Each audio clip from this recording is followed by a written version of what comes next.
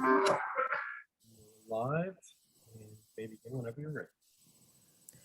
Okay, good evening, Restonians, and welcome to the October 28th, 2021 Board of Directors meeting, which is being conducted virtually.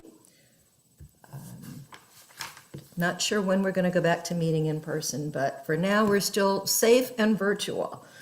So I've established quorum. So I'm going to officially call this meeting to order. I have no opening remarks. So I would like to have a motion to approve the agenda for tonight's meeting. So move. Thank you, Bob. Do I have a second? Thank you, Tim. Hey, anybody opposed? Okay. I Yes, Jennifer? wanted to take something off the consent calendar. You want to take something off the consent calendar? Okay. The facilities matrix.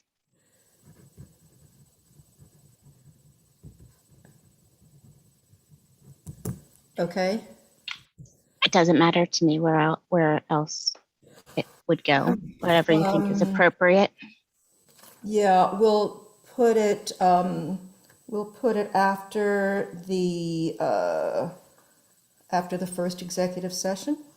Okay, sounds good. Thank you so much. Sorry, Okay. slow on the uptake there.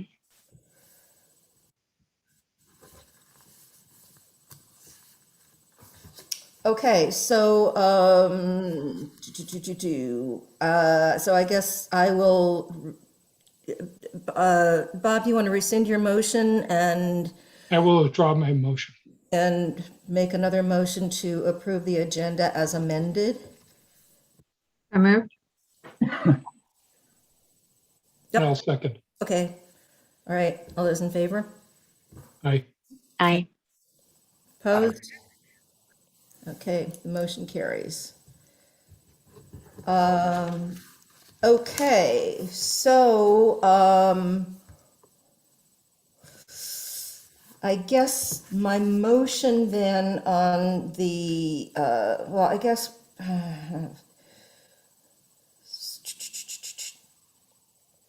can we move to approve everything else on the consent calendar, Tony? Or do we have to go back to that after we've addressed the item that was pulled off? No, you can approve the full consent calendar. The item that has been pulled off, you just need to place on the regular agenda at some point. Yeah, we've just done that.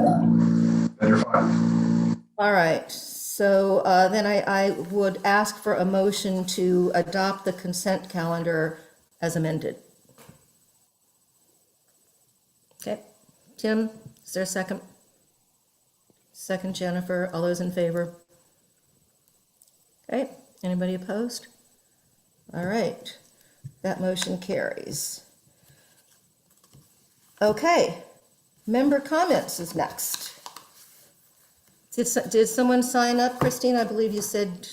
Yes, so Erwin signed up and I'm trying to unmute you now, Erwin. Thank you. Good evening. In view of the fact that the consent calendar remains static with regard to volunteer appointments, I do not have any further comments, and it is not necessary to append my comments that I submitted in writing to the minutes of the meeting. And I thank you very much. Thank you, Erwin.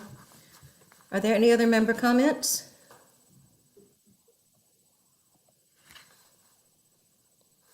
Okay, then I will entertain a motion to go into executive session to discuss a violation matter. So moved. Okay. Second. Jennifer, simultaneous. All those in favor? Aye. Okay. Anybody opposed? The motion carries. Okay.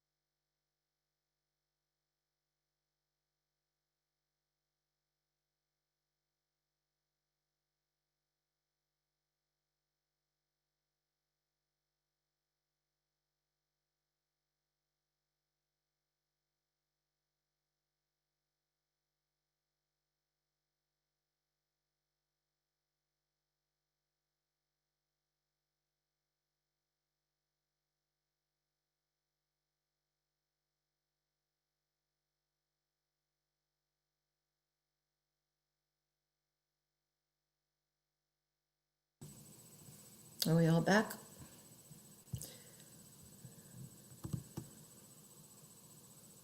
Mike, are you back?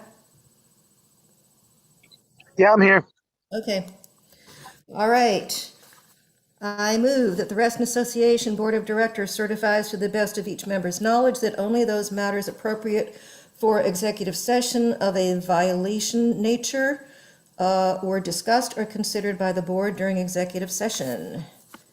I'll second. Without objection. All right.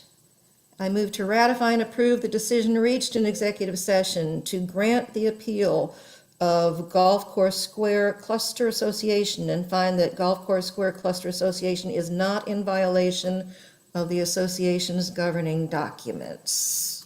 Second. Those in favor? Opposed? Mike, did you vote? Oh, no, sorry, I didn't. I'm opposed. Okay.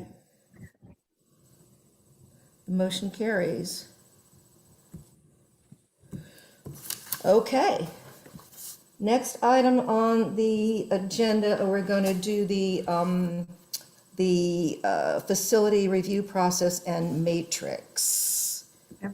So Jennifer, this is something that you wanted pulled off of consent calendar, so I will Sure. let you take the lead on this.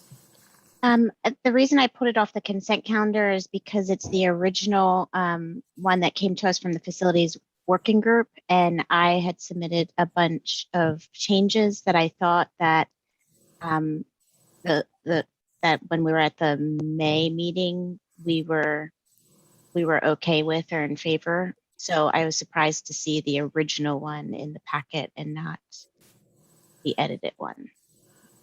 And then on the lower left-hand corner, it's not complete. It says that a slide deck needs to be made to show the process, which I think was a note to us as a board from the rec working group to somehow create this slide deck for the process. So it is not complete. Okay, I believe when this was brought before Bach, correct me if I'm wrong, colleagues on Bach, but I believe that it was Julie's feeling that your suggestions had been covered, were pretty much covered in the original version, and that's, I know she did review those, I know with some technical difficulty, did review your comments, and Julie's not here tonight, I don't know if John Farrell wants to comment on this, but I think this might have to be deferred till one of them can address it, I don't know. I was surprised because it was us as a board, I thought, that had made the changes. So why would PrAC then be able to supersede the changes that we made at our last working session on it?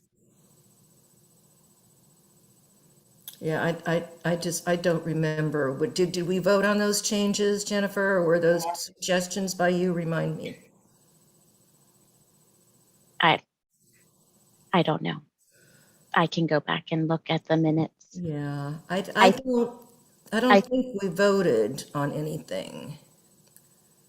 That was the whole point, I think, that we didn't approve it, whether it was with or without your change. We didn't approve it in any way, and we needed to correct that.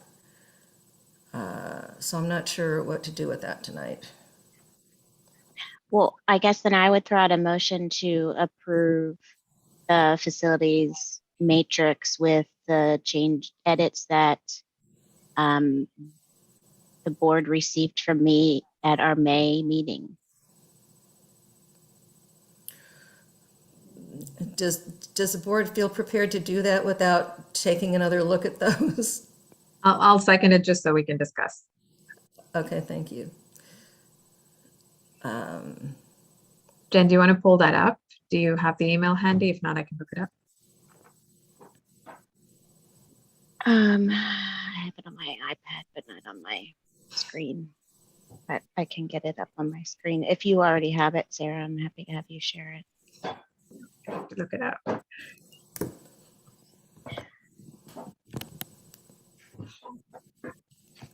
Christina, can you access that?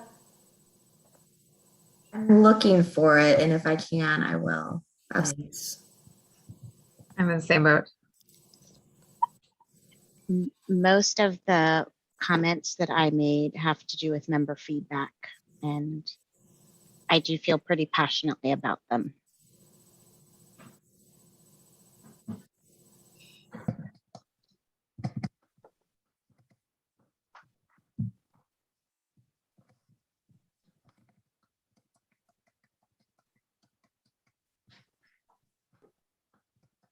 Well, my email's not letting me bring them up in Adobe because RA's email doesn't let us bring up things in other applications. Madam Chair, Yes, John? because neither the chair nor vice chair of PrAC is here to address this concern, I'm wondering if it is not a time-sensitive issue, whether we might better delay this till our next meeting. That was my thought. That makes sense to me. Jennifer, what do you think? Yeah, I mean, I'm fine with doing that, but I do think that this is a board decision. John I Farrell is here. And I think Karen, you already asked him if he wanted to speak. yes, John, can John be unmuted, or can you unmute yourself, John? Hi. Hi. So can I hear the question again? Jennifer, what change did you want to make to the work?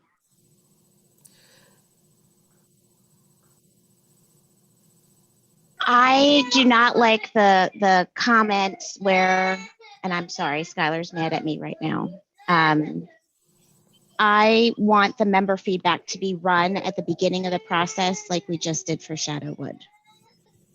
And I think we've And been, what it says on the second step is that we're going to use the marketing and brand study to infer what the community wants. yeah, and I think that was one of our comments last night, Madam President, was that the marketing and branding study was not a reliable source of feedback from the community because the demographics of that study did not reflect the demographics of the community, and it was all wrong. It was wrong. It was mostly single-family detached homes. It was older people. It was disproportionately women, and it just wasn't an accurate reflection. So I think Ms. Jessek's comments regarding the marketing and branding study are appropriate, and I think that we've just demonstrated that having community feedback at the beginning of a process is much more effective than doing it later and relying on the branding study, which you and I had a conversation about that branding study and the inappropriateness of relying on that branding study. So I would support what Jennifer's doing. And one of the other things we talked about last night was changing, going out and spending time with a professional survey company or professional survey group to have survey questions that were reliable and professionally acceptable standards in the industry. Is this the document you're looking for, Jennifer? I think so, yeah. Jennifer can answer, but yeah. Yes. So is it basically those two things, Jennifer? The research?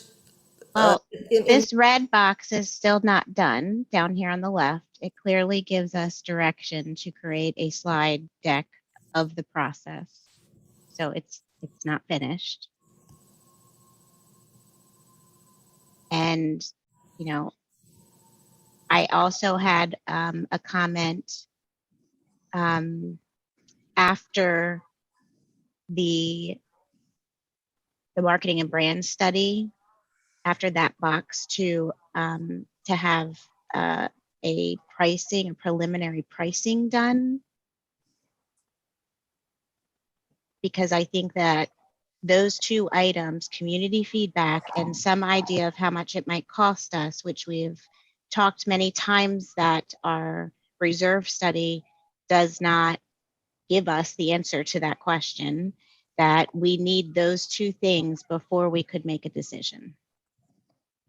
And then the comment that is down at the bottom right, I believe that we need to add a step that follows our governing documents, that if we are going to repurpose a facility, that it has to go to a referendum.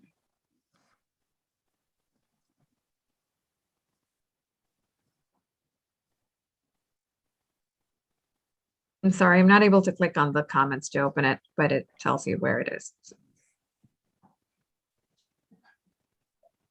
All right. So that's why I was surprised that it was put on the consent calendar and not, because I did not hear Julie at that session, and I was the one that asked for it to be brought to Bach. I was at Bach, and I don't remember Julie saying at that meeting that we should go back to the original one. So when I did not see my version in the packet, it was very surprising to me. Because to me, it was the last working draft that the board had. And I don't know if we officially voted on it, but I remember that we had agreement on it. And I believe that we talked about it going maybe back to PrAC with the work plan, and that they would submit us any comments back if they had any that they didn't like. And we didn't hear from that. It had been months. So I felt it was our duty to then take it up again, because PrAC can't do their job until we approve this. Tony, did I hear you starting to speak? Yes, I just wanted to remind the board of their duty of care. If you don't understand what you're voting on or need more time, you need more time, and you need to understand. You should not be voting in the dark.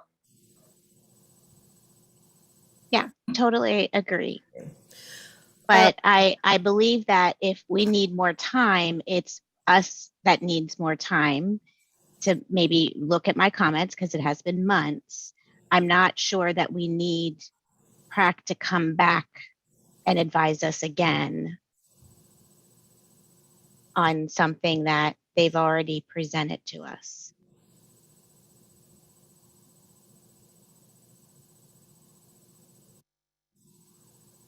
The alternative might be to ask PrAC to redo their documents to incorporate Jennifer's suggestions, which I support. So it may be a question of who authors the revised matrix.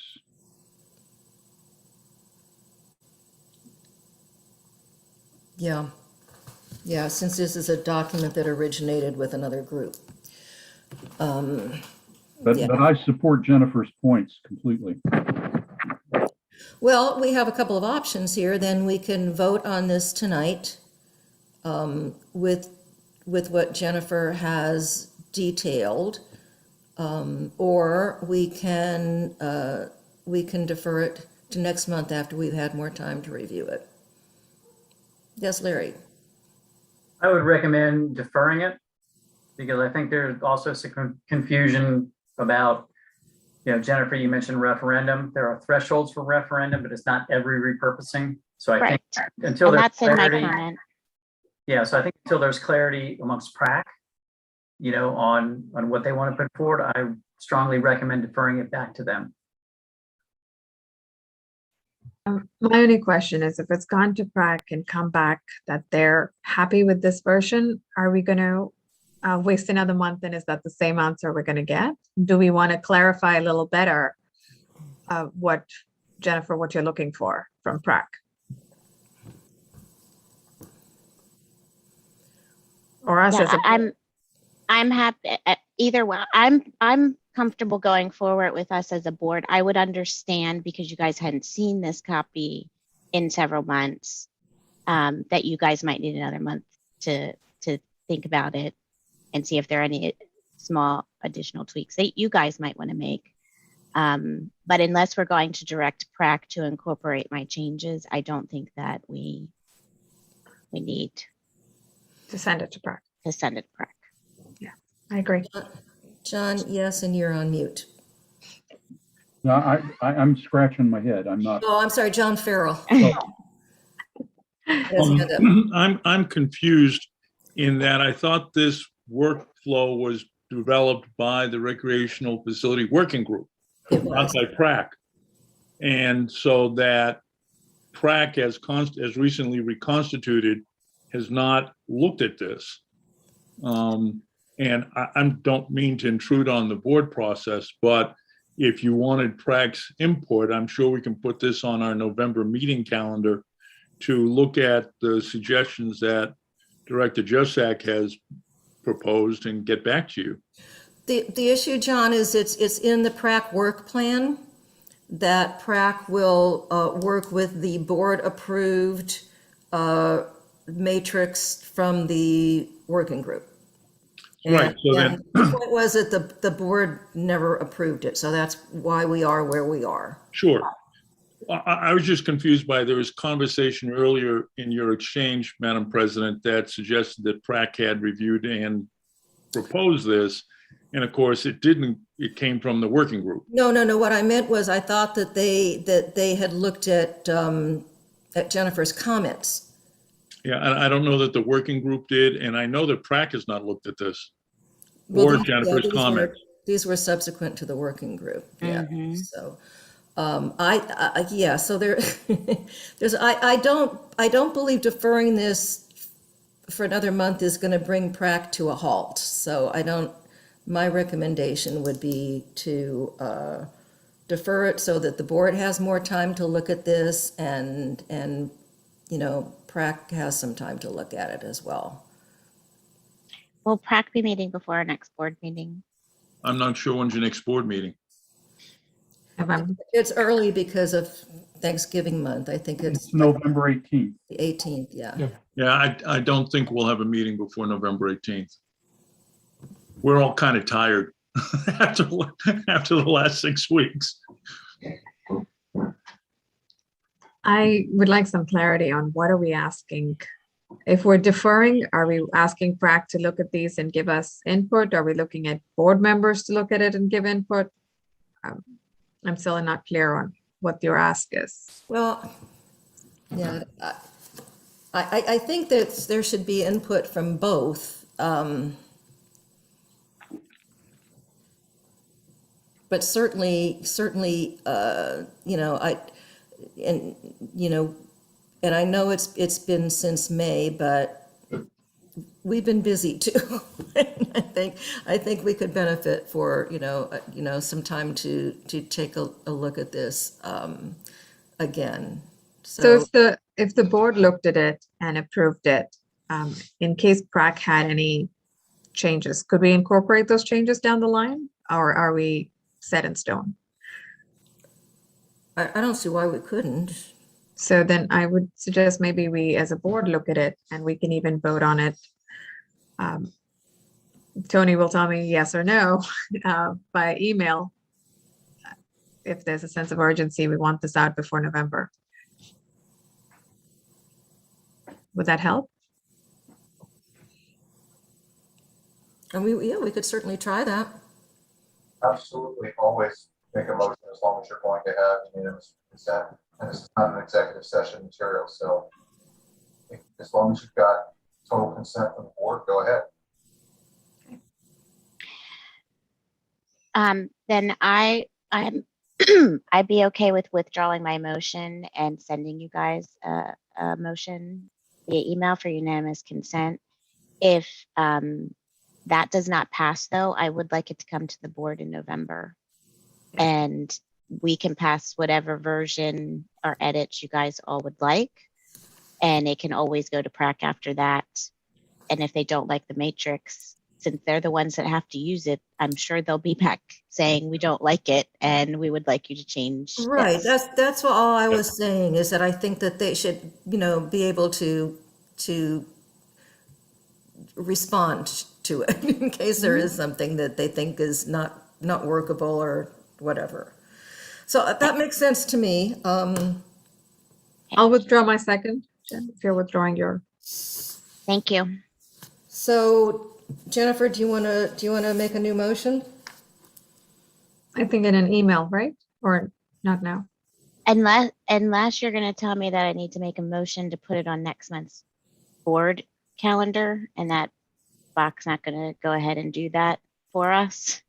I don't think there is a motion that. we Okay, need to that's make. fine. I didn't know if you wanted to make a motion to, for the board to review this and vote on it in Electronic. the email. But if that doesn't require a motion, that's fine with me. Yeah, I'll trust you guys. I'll throw out a motion. If you don't like it, I'm sure you'll let me know.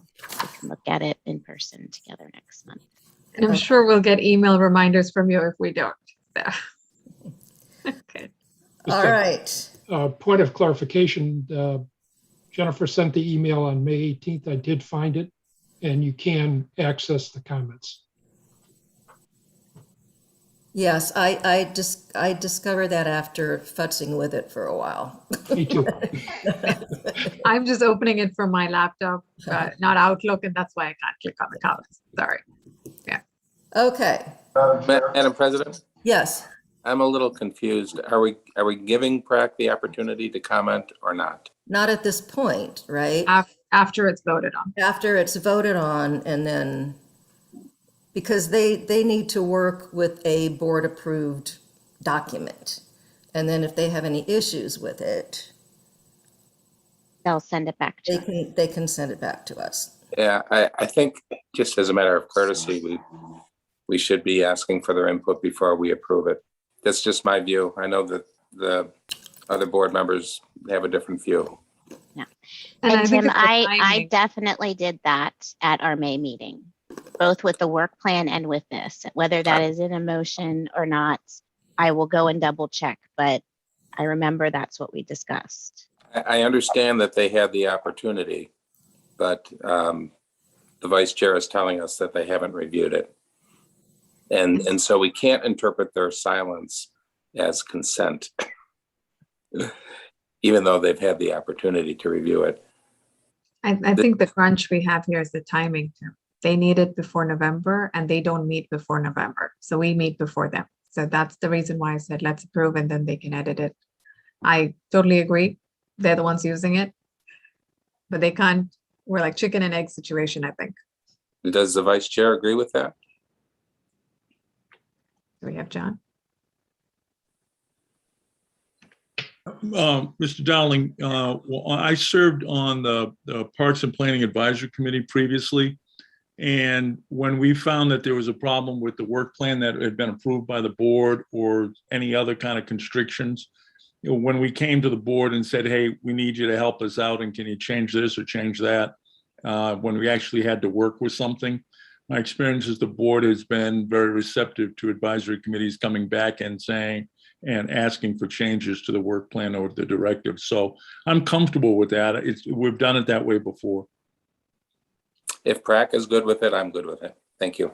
I could see it working both ways though, Tim. But, Madam Chair, yes, you guys got to do something with this. yeah, I suggest the motion to defer consideration of this matter to the November board meeting. And if you guys happen to vote on it, the electronic unanimous written consent, then it could be amended. The agenda could be amended in November.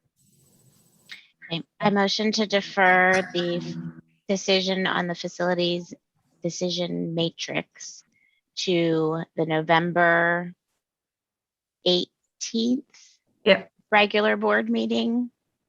Second.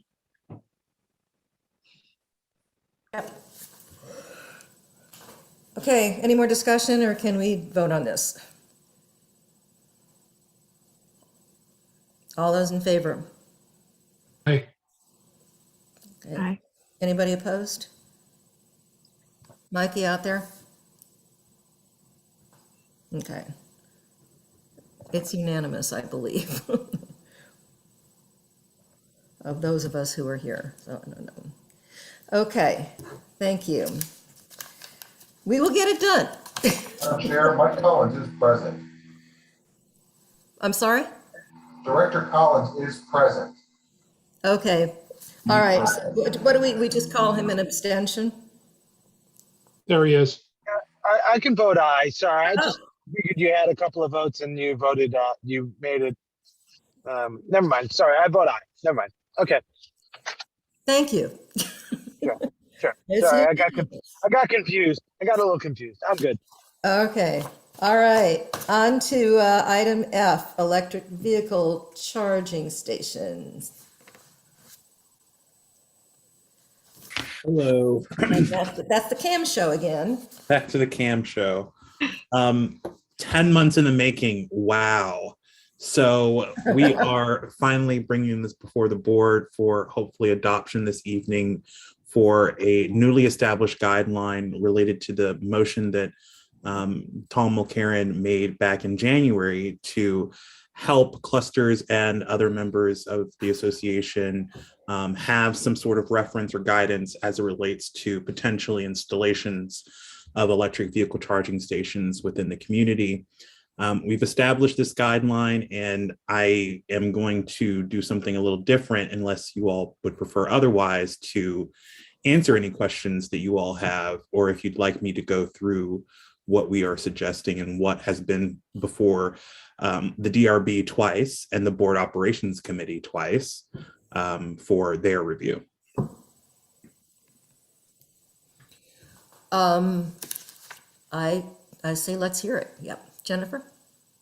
I just want to thank everybody who has worked on this. It has been quite a large group, and I'm kind of sad that we're going to vote on it because I believe that it was Director Mulcairn who originally brought it before the board.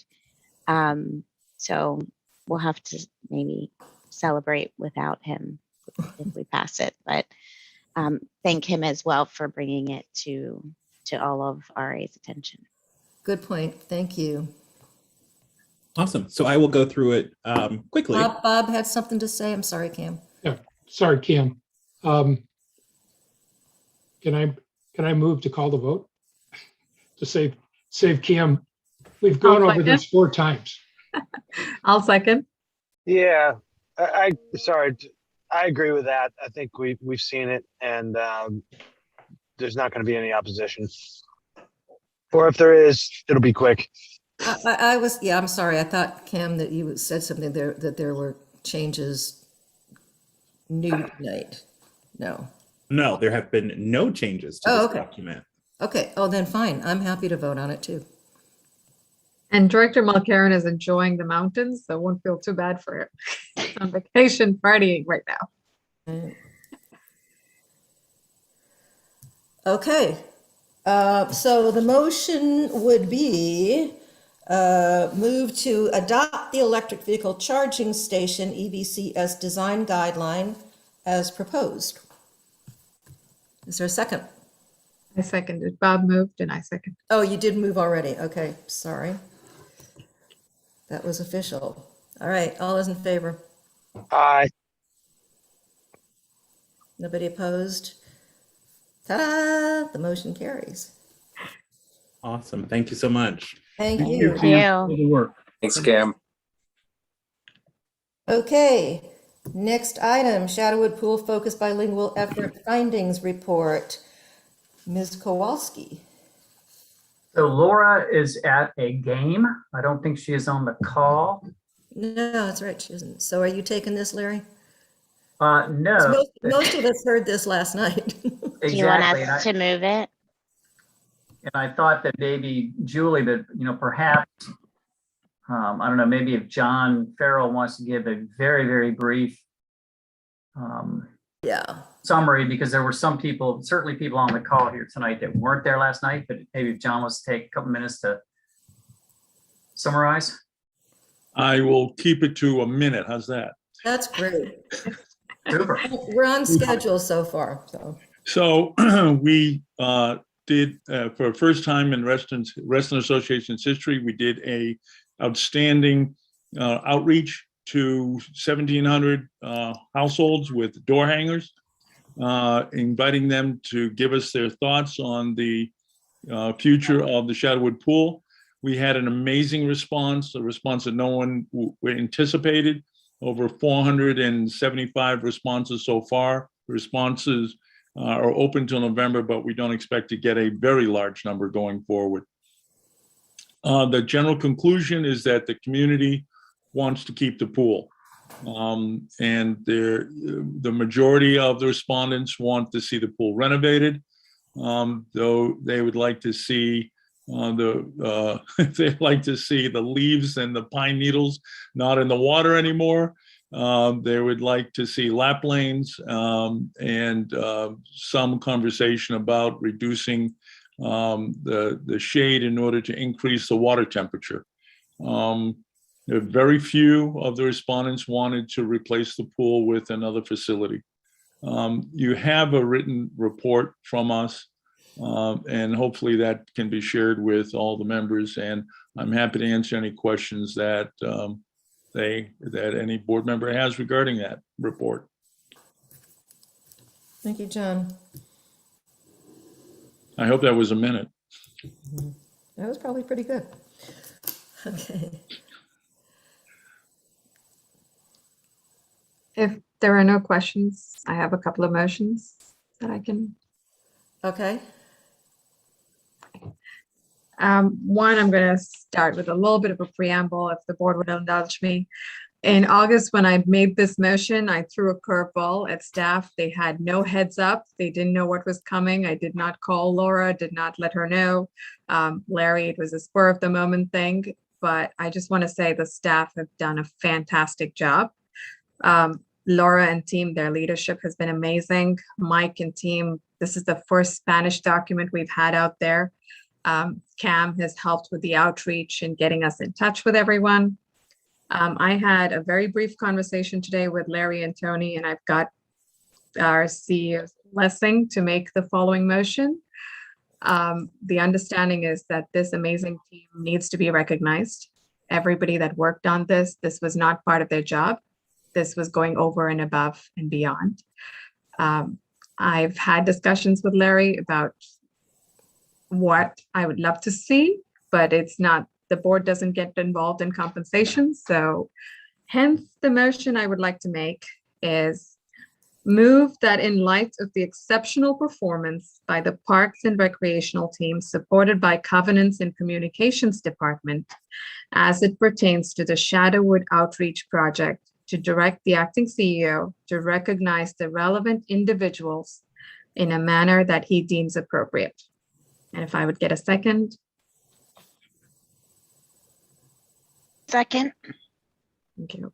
And as far as discussions, if what it is, then I would love for it to be financial, because I think all of us, end of the day, that helps our bottom line, but that's totally Larry's discretion, decision.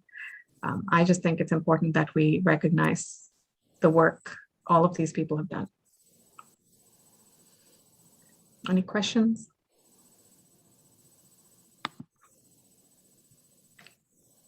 Just by way of comment, I agree with what Sarah has said, and the meeting last night with PRAC was really a celebration of the excellent work, and it was really outstanding, really outstanding.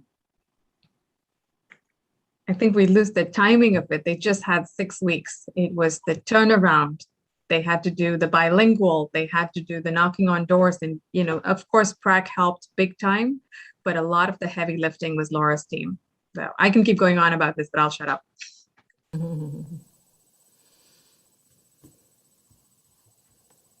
Larry, as the person this is being directed to, do you have anything to say? Not much.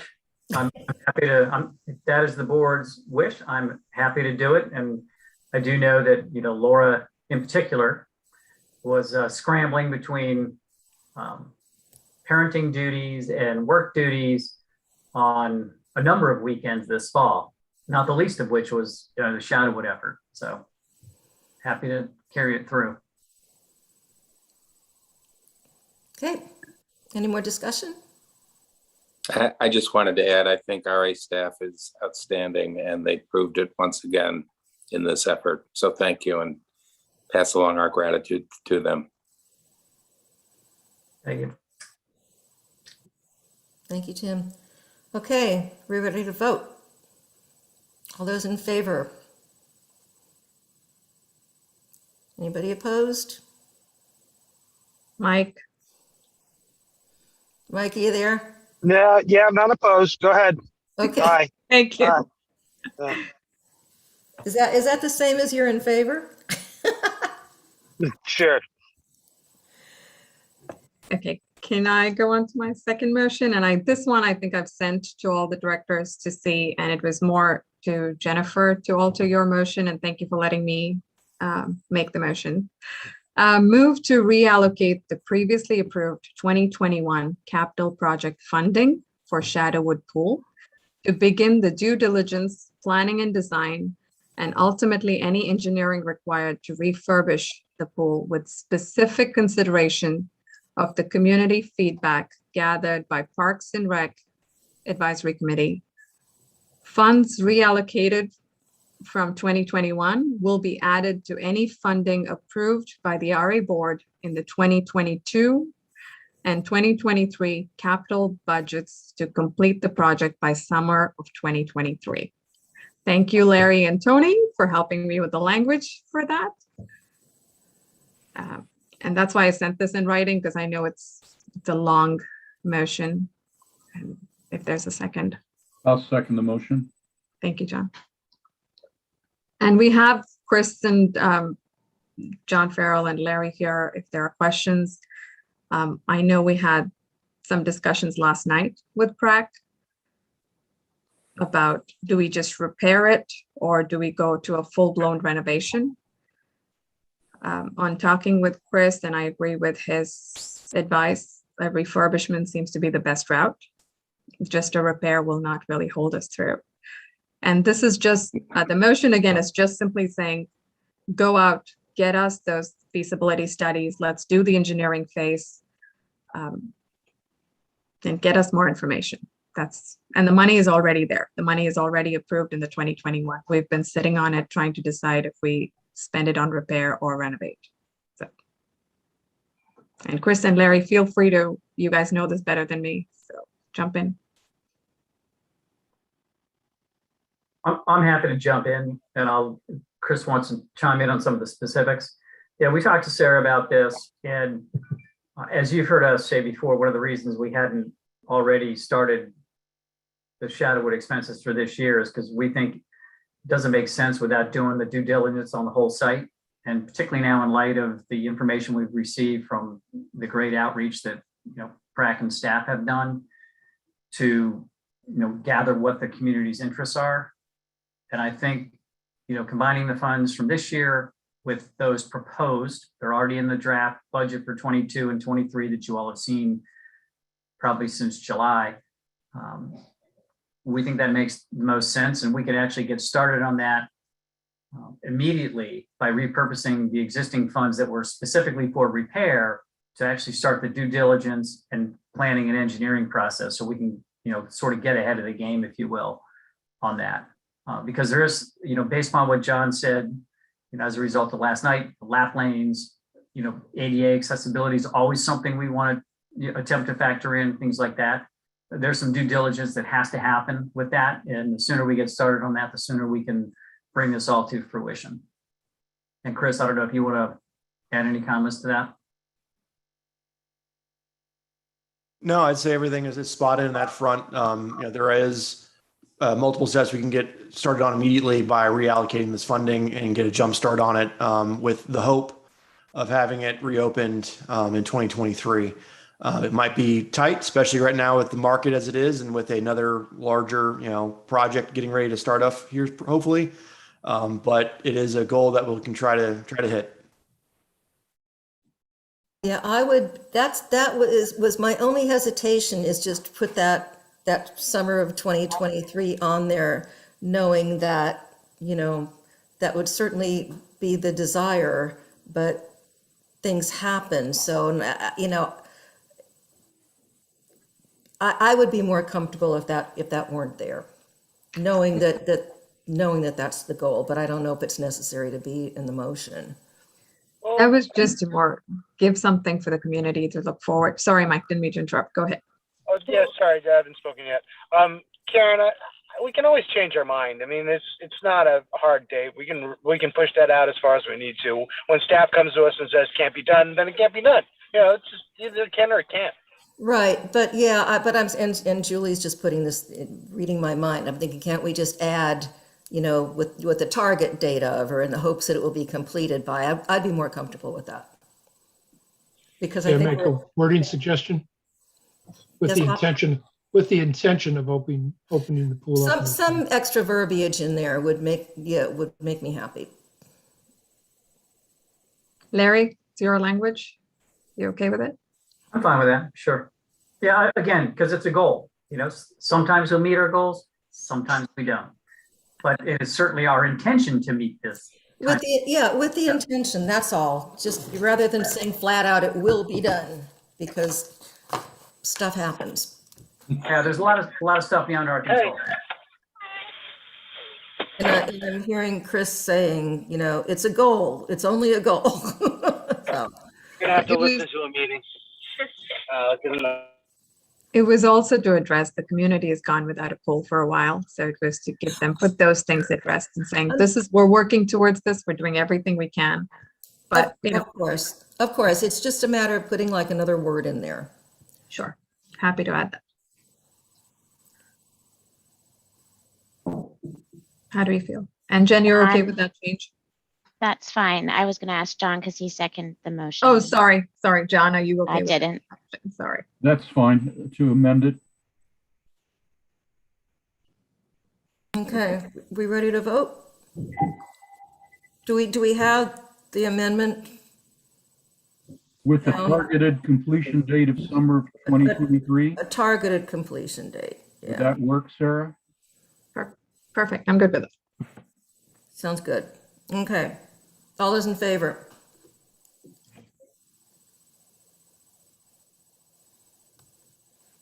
Okay, anybody opposed? Okay, motion carries. Unanimous. Did we hear Mike? Mike?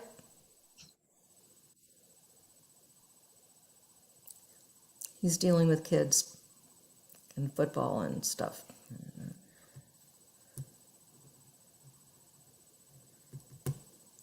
Mike Collins, are you there? We just can't say unanimous if we don't hear from him. That's the same thing. Yeah, sorry, I can't get off mute sometimes, so yeah, I vote aye. Okay, thank you. Thank you, Mike. Thank you. All right. Okay. Item H. Well, I guess it was now item J because we added an item. Lake Audubon Terrace boat mooring at RA Shoreline. And this is you, Larry. All righty.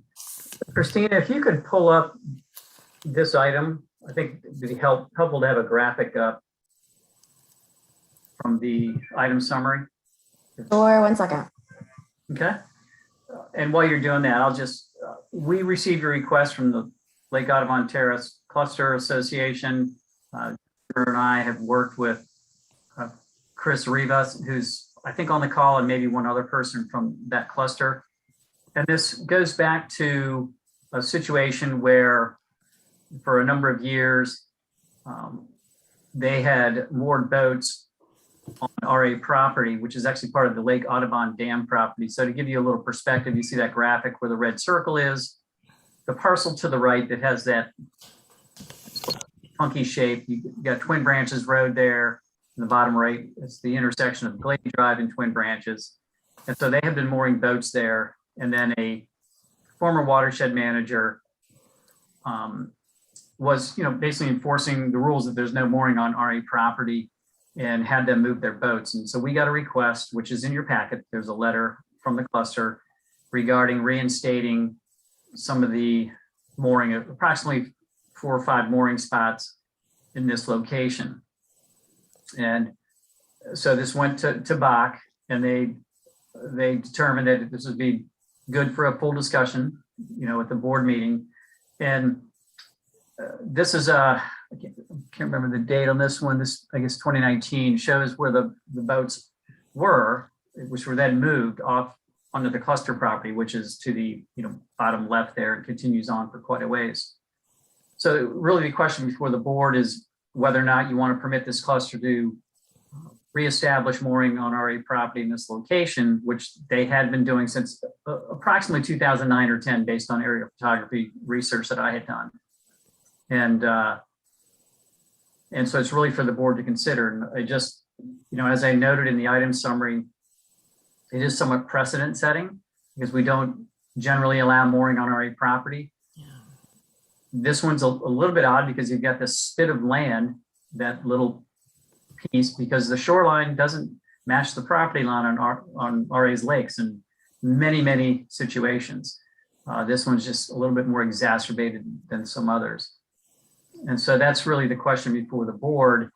And I did, as requested, we checked with Doug Britt from the Environmental Advisory Committee, and he really didn't have anything to note. I want to pull up the, bear with me for just a second. I've got the note pulled up. His main concern was, and I know one of the things that was in the letter about the 50% rule regarding the amount of cluster shoreline that can be taken up. And he is a very strong advocate that not be changed for the original reasons that was put in, which is to preserve some shoreline so that not all the shoreline on Reston's clusters are taken up by moored boats. He noted that the cluster should maintain and perhaps even enhance the natural shoreline in the vicinity of where these boats might be moored, should the board choose to permit mooring there. And while he's recognized it's not an environmental concern, he does recognize potentially precedent-setting nature of this. And then perhaps the cluster, as part of an agreement, should create some other environmental benefit, picking up trash, the aforementioned shoreline improvements, install or maintain fish habitat structure, adjacent to their cluster in the lake, with our approval and so forth. And then, accomplishing the environmental benefit pieces, should the board want to go that direction, would be an incentive to both parties for continuing, an agreement, should the board choose to go that route after X number of years, depending on, the length of what that agreement would be. And talking to General Counsel, Mr. Champ, this would be, we would recommend a license agreement as opposed to a permanent easement. A license agreement can be for time certain and be revisited, based upon a term and based on certain criteria, whether there's a performance criteria, things like that. So that is what the board has in front of you. We're here. If you, I think you want to hear from Chris, I believe he's on the call from the cluster. And Jennifer, you certainly may want to comment as well. And so Tony and I are here to answer questions as well. Thank you, Larry. Chris, did you have something that you would like to say? Yes, thank you. Can you hear me? Yes. Okay. First of all, thank you for your hard work in preparing for this issue. We greatly appreciate it. It is an important issue to the board and to the community. We're really asking just to, as you have heard, regain access to a part of the shoreline that we occupied for many years. I'm actually told by our board president, Charlotte, who's with us this evening on the call, and with Ivan Terry, another board member at large, that we've actually had access to or occupied that area since we began the cluster, and actually back in the mid 80s. So it's been many years, even in decades. And, we would just like to regain that spot for a handful of boats that we've had before. This is the first time I've heard about the suggestion of environmental improvements. So we certainly would like to be able to consider what you are suggesting there. If it's something that was feasible, affordable, we'd certainly consider that. But again, we haven't had an opportunity to really study that in depth. So we appreciate, again, your consideration of the request. We think it's a reasonable one, and we hope you'll view it favorably. Thank you, Chris. Any questions? Anybody have for anybody? I'd like to throw a motion, please, Carrie. Yes, go ahead. Move to grant Lake Audubon Terrace's request to utilize a portion of RA shoreline for boat mooring purposes contingent upon a mutually agreed upon written 10-year license agreement. I'll second. Discussion? Madam President, Yes, Tim. has the general counsel expressed a view on the question regarding precedent? If we grant this license and other homeowners or another cluster comes and asks for a similar license and the board denies that other request, are we at risk?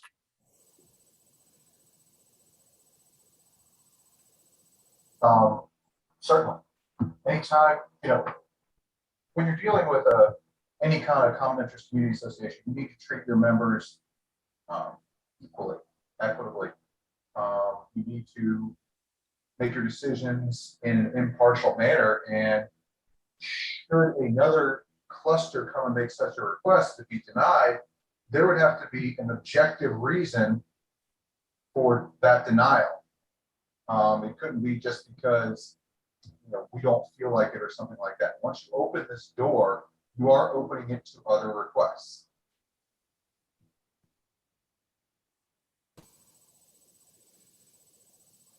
Yes, Chris. May I just suggest that I think the facts here are so different, unique. We've occupied this shoreline for many years. I would suggest that the precedential value of our request, given that we've occupied this spit of land for so long, is really rather limited. I don't think that you're going to find this kind of situation in a common basis, and differentiation of the facts would provide a basis for you to differentiate your decisions with other such requests in the future. John.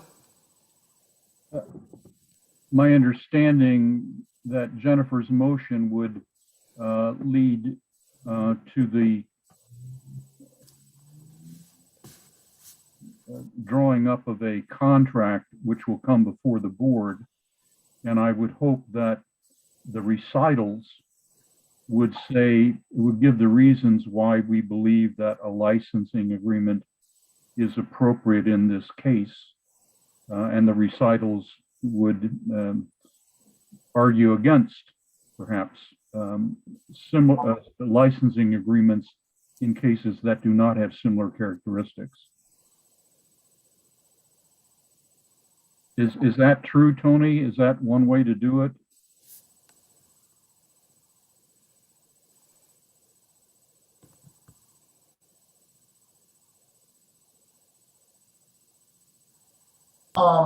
I mean, the facts speak for themselves, John.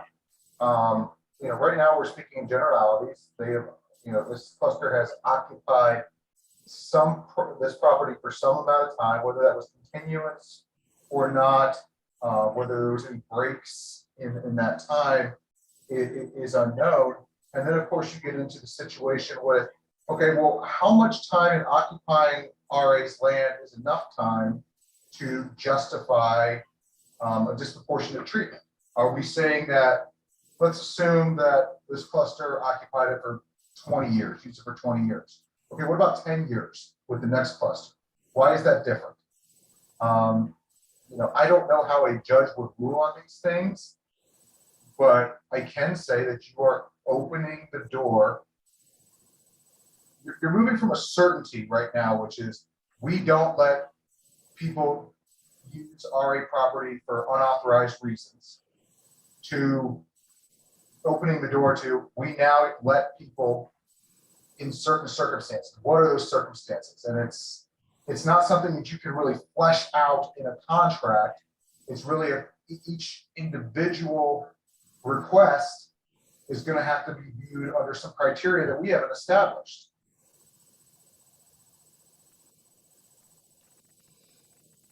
Yes, Sarah, and then Bob. Bob, go ahead. I can go after you. I was just going to say that the purpose of the motion is to arrive at an equitable agreement. And I think if that can be done, considering that the cluster has used, we'll say on and off since the 80s, that space they have an expectation of use. So I don't think, I understand what Tony's saying, but I don't see this as a concern that all the shoreline is going to be requested for exceptions. I think this is one that we can live with. Well, I would need to see the agreement to see whether I can live with it. But I'm willing to look at the agreement. That's the purpose of having an agreement instead of talking about it as we are right now in general. And I think, Jen, your motion did say contingent upon the agreement, right? Yes. Larry, the prior use was unauthorized. Is that correct? Correct. It was, let's just say there was lax enforcement for a number of years. And then under we'll say a newer, more recent watershed manager who was very diligent with the rules, basically said, hey, this is an unauthorized use of our shoreline. And what is the staff recommendation as to whether we should grant this license? I need to speak with Michael. I haven't spoken with him directly about this. I mean, this is something really Jennifer and I worked on. My initial thought is that I think we need to be very careful about the precedent-setting nature. However, if there is a very substantial, I use a legal term, which I probably shouldn't do, quid pro quo, in terms of environmental benefit and other benefits that the general membership may derive from it, then I think that may be worth considering. Yeah, Sarah and Jennifer have their hands up. This was also worked out for us to bring this to the board before Hank left, and I'm happy to forward the board an email that, Hank supported this. In fact, he was the one that spoke up at first and suggested it. Yes, Sarah. I'll go. I've been waiting just to hear everyone's thoughts on this. And to me, the precedent-setting nature, that's equally, it's our fault as much as it's theirs. The first time they parked the boat, we should have caught it. I think this is an opportunity for us to think outside the box and be good neighbors and work with our clusters partners. If there's another cluster that comes in, we can absolutely look at it as a case-by-case basis. I don't see anything wrong with working with another cluster. I love the idea, and thank you, Larry, for talking to Doug about this and getting a quick response. They've already, Jen, correct me if I'm wrong, I think they've already been maintaining part of our RA property without us asking. It's quid pro quo or win-win, whatever you want to call it. This is an opportunity to be neighbors and work with our members. So I'm not the lawyer here, so I'll let the lawyers litigate it. But just as a board member, I wholeheartedly support working with them. Thank you. Madam Chair, could we have the motion read again, please? Sure. Did you ask me, John? Sorry, Could you or read Christina, them? I wasn't sure. But I do have it in writing. So move to grant Lake Audubon Terrace's request to utilize a portion of RA shoreline for boat mooring purposes contingent upon a mutually agreed upon written 10-year license agreement.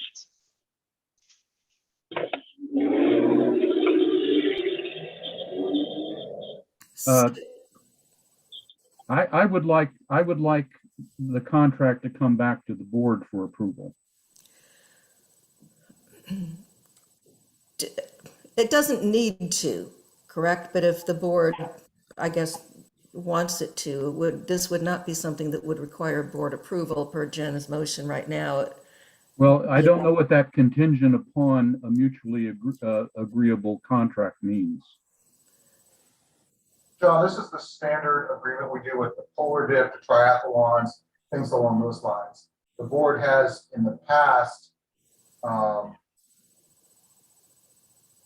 just approved this on a matter saying basically they'll sign our agreement. This is actually the first I'm hearing about the quote unquote quid pro quo. And I'm not sure, this may be appropriate for a deferral in that material term of the contract has not been worked out. There's been no discussion as to, what environmental benefit, if any, RA wants in exchange for this. And so Jennifer's motion would need to be changed in some way if the board wanted to finally approve the contract. Otherwise, you're kind of voting in the blind and leaving it to Larry with assistance of whomever he chooses to work out the compensation from the cluster. I'm okay with Larry making that decision. Again, that's just me personally. Because of the precedential nature of this, I will be voting against the motion as it now stands. Yes, Larry. Sir, I appreciate your confidence in me. However, I think because of the precedent-setting nature, I think if Jennifer were to be add to the end of her motion that the agreement that we work out with Chris and the cluster be brought back to the board for approval. I think having a board approval of that is a higher ground, if you will, than relying on staff and general counsel to approve that. Could we do that in an email, or are we postponing? I know they've been waiting on this for a long time, so I just don't want to drag it out further. Could we just vote on the contract in an email?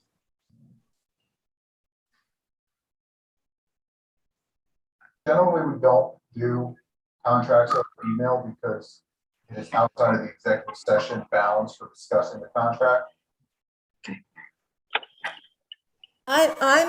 My concern is the precedent that it would set, not just as pertains to boat moorings on RA property, but any other kind of use of RA property by any member. So I'm reluctant to support this, much as I would like to, but. Madam President, can I be heard? You may. Thank you. Yeah, I'm very hesitant too, and I'll probably be voting against. Similar to what you're saying, we're kind of establishing squatters' rights. Just because they used these moorings for years doesn't mean we gave up our right to enforce the deed and covenants. We can't give up those rights. That'd be an irresponsible thing for the board to do, in my opinion. So I'm going to be voting no. Thank you. Thank you, Mike. Any other discussion? Okay. All those in favor of Jennifer's motion? 3. All those opposed? 1, 2, 3. And Mike, you're a nay, I take it? Okay, so that motion fails. Yes, I'm a nay. I'm a nay. Thank you. Okay. And I would motion to grant Lake Audubon Terrace's request to utilize a portion of RA shoreline for boat mooring purposes contingent upon a mutually agreed upon 10-year license agreement to be subsequently approved by the board. Second. Do we need any more discussion on this? All those in favor? Could I ask a question of Tony? Does that formulation of the motion, Tony, give the board sufficient freedom in its decision?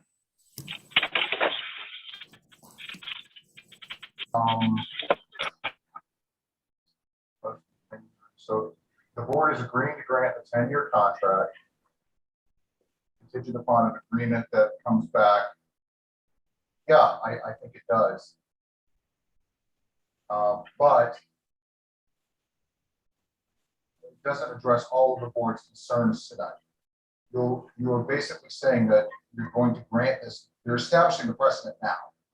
You're going to grant this document, we just got to work out the details at the next board meeting, or whenever it comes back, whenever the parties negotiate the material terms. So it gives the board latitude to enter into the agreement, but just so you understand, you are taking a step towards establishing precedent with this motion. I think the question before us is, how many of us are comfortable with actually doing this? And then we go into the step of, is the contract the piece that's holding us back? If contract and contract language is the only piece holding us back, then what Jennifer is saying holds. But if we're not comfortable with the idea itself, then that's a conversation we need to have. May I ask why 10 years? Seems like an awfully long time. That's the number I came up with. They've been using it since the 80s.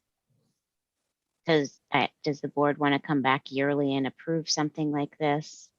We are not using that property. We have not used the property. We're not going to use the property. You know, I don't see any reason why RA would want to use 20 feet of property it had not used that is literally up against a road and next to the dam. There's not really anything to do. Larry and I have walked the property. We have talked to general counsel. I've run this to the ground and have been working on it since May. I truly believe that this is the right thing to do, and the research has been done as extensively as it can be done. Yeah, I don't think anyone is suggesting that there's going to be a conflict with RA's use. I think the concerns are of a much different nature. Right, but you asked about the length, and that's why, because I don't see RA needing it for any reason for a long time. And so that I came up with 10 years. If it was a shorter time frame, would that make others feel comfortable, Tim? Is that what you're thinking? If it was 5 years, would you be able to live with it? I would be more comfortable. I would still have other concerns. There could be unanticipated consequences. And I understand that they used it for a long period of time, but as you've pointed out, no one was monitoring it. And then when we had a watershed manager who took a close look, he said, no go. Yeah. But we had a watershed manager before that watershed manager.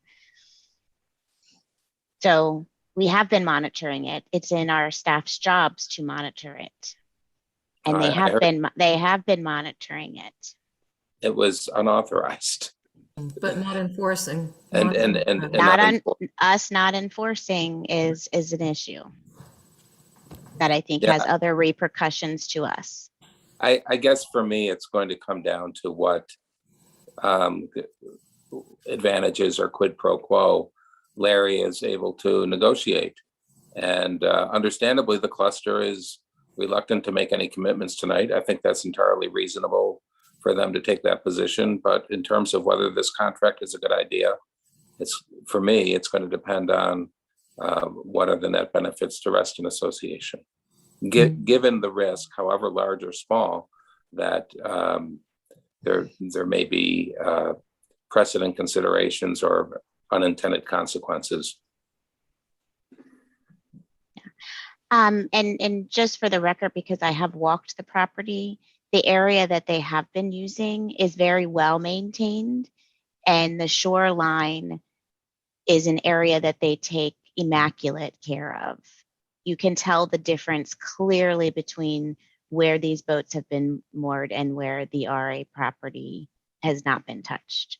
So I have confidence and faith that the cluster, because they've been doing the right thing environmentally for us, that they will agree in writing to do it.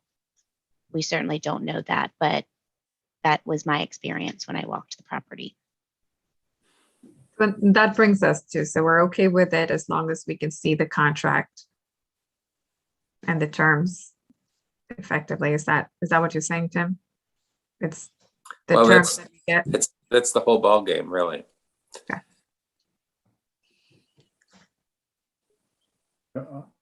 I would prefer not to vote on anything tonight until a proposed contract is presented to the board, reviewed by our CEO and our general counsel. That's what I would prefer. Because I don't know all the legal ramifications of this. And it's not just a matter of the length of time. It's about how we enforce restrictions that we have had on our property, what we have on our properties, whether we have failed to enforce them as diligently in the past as we should have.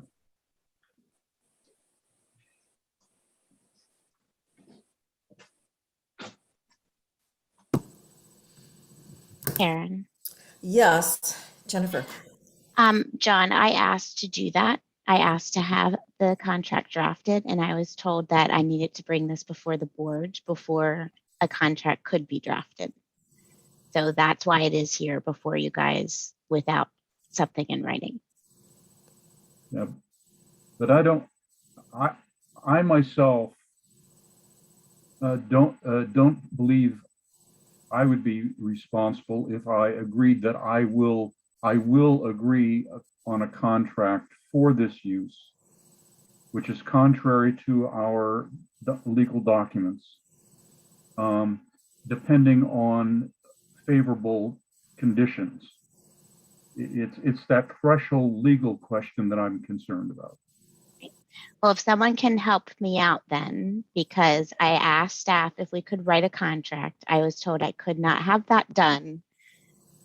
And now you guys are saying that you want a contract, but I don't have a way to get you one. So if someone could help me resolve that, I would much Could we make appreciate a it. motion? Could we move to direct staff? Oh, go ahead, Larry. Sorry.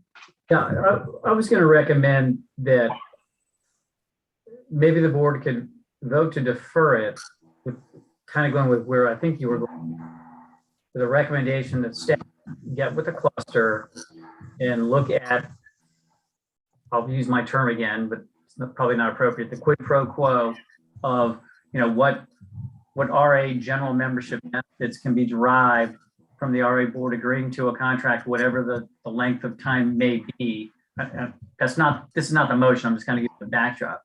But to defer it and give us the opportunity for the cluster on some of those items, because right now we don't have those, and I certainly get, the feeling that until some of those things are known by the board, it's pointless to carry this on tonight. I tend to agree with Larry and Jennifer. I was the one who gave Jennifer the advice. And again, I operated without knowing that there was an ask on RA's behalf. if this is something that needs to be worked out, there's environmental considerations. I think EAC may need to have input as it pertains to that. I would suggest deferring this out a couple months. The contract is the least of the problems. It really is, what is the legal precedent? And then what is the ask? What is the negotiated material term?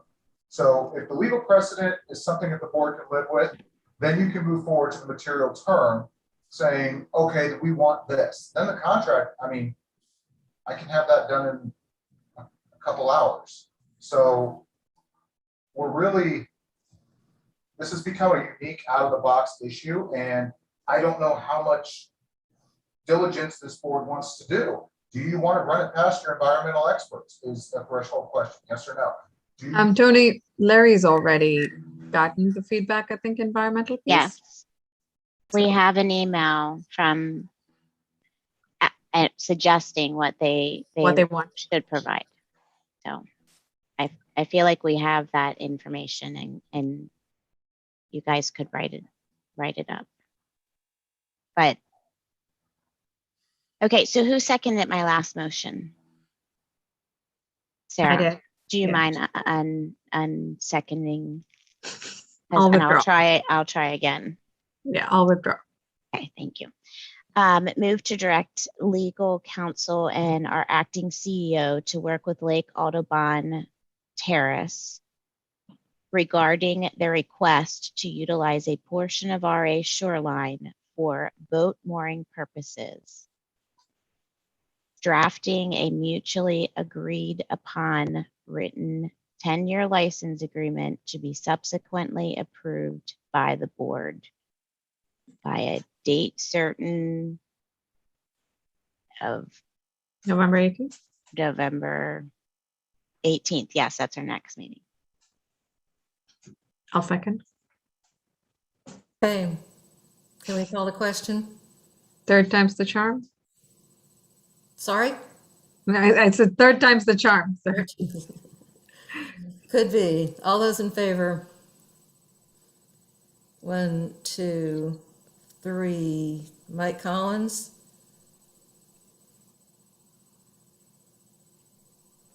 All those opposed? 1, 2.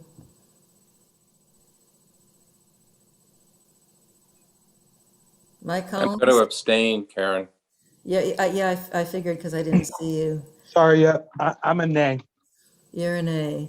So Fails. it fails, right? So let me just record this. So it was nays were, Tim was abstain. Nays were me, John, you were a nay, and Mike. Correct. And ayes were Sarah, Jennifer, and Bob, right? Okay. Okay. Karen, I would like to talk about this in executive session, please. Okay. is that a motion to go into executive session or is that a? No, when we get to the executive session that has all the pertinent items already on it, has consult with counsel, I thought. Is that the purpose, to consult with counsel? Yes. Okay.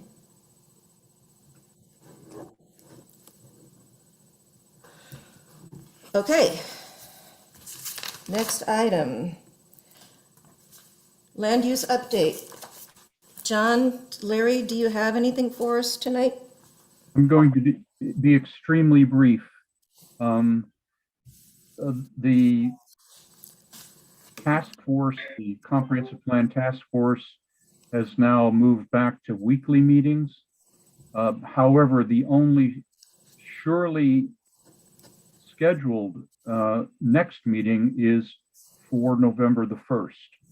The subsequent weeks are not yet nailed down. I've confirmed that with the supervisor's office today. So that's in terms of the meetings, but we're really trying to accelerate the schedule.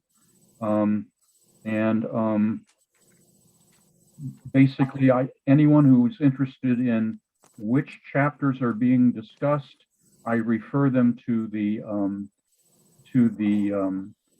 report at the last monthly board meeting on this.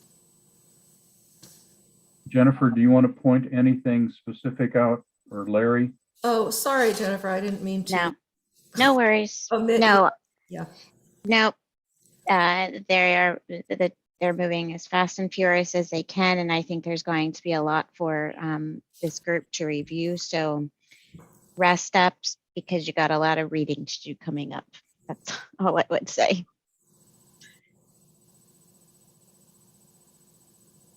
Okay. That's it? Yep. Thank you. Okay, Bob, treasurer's report.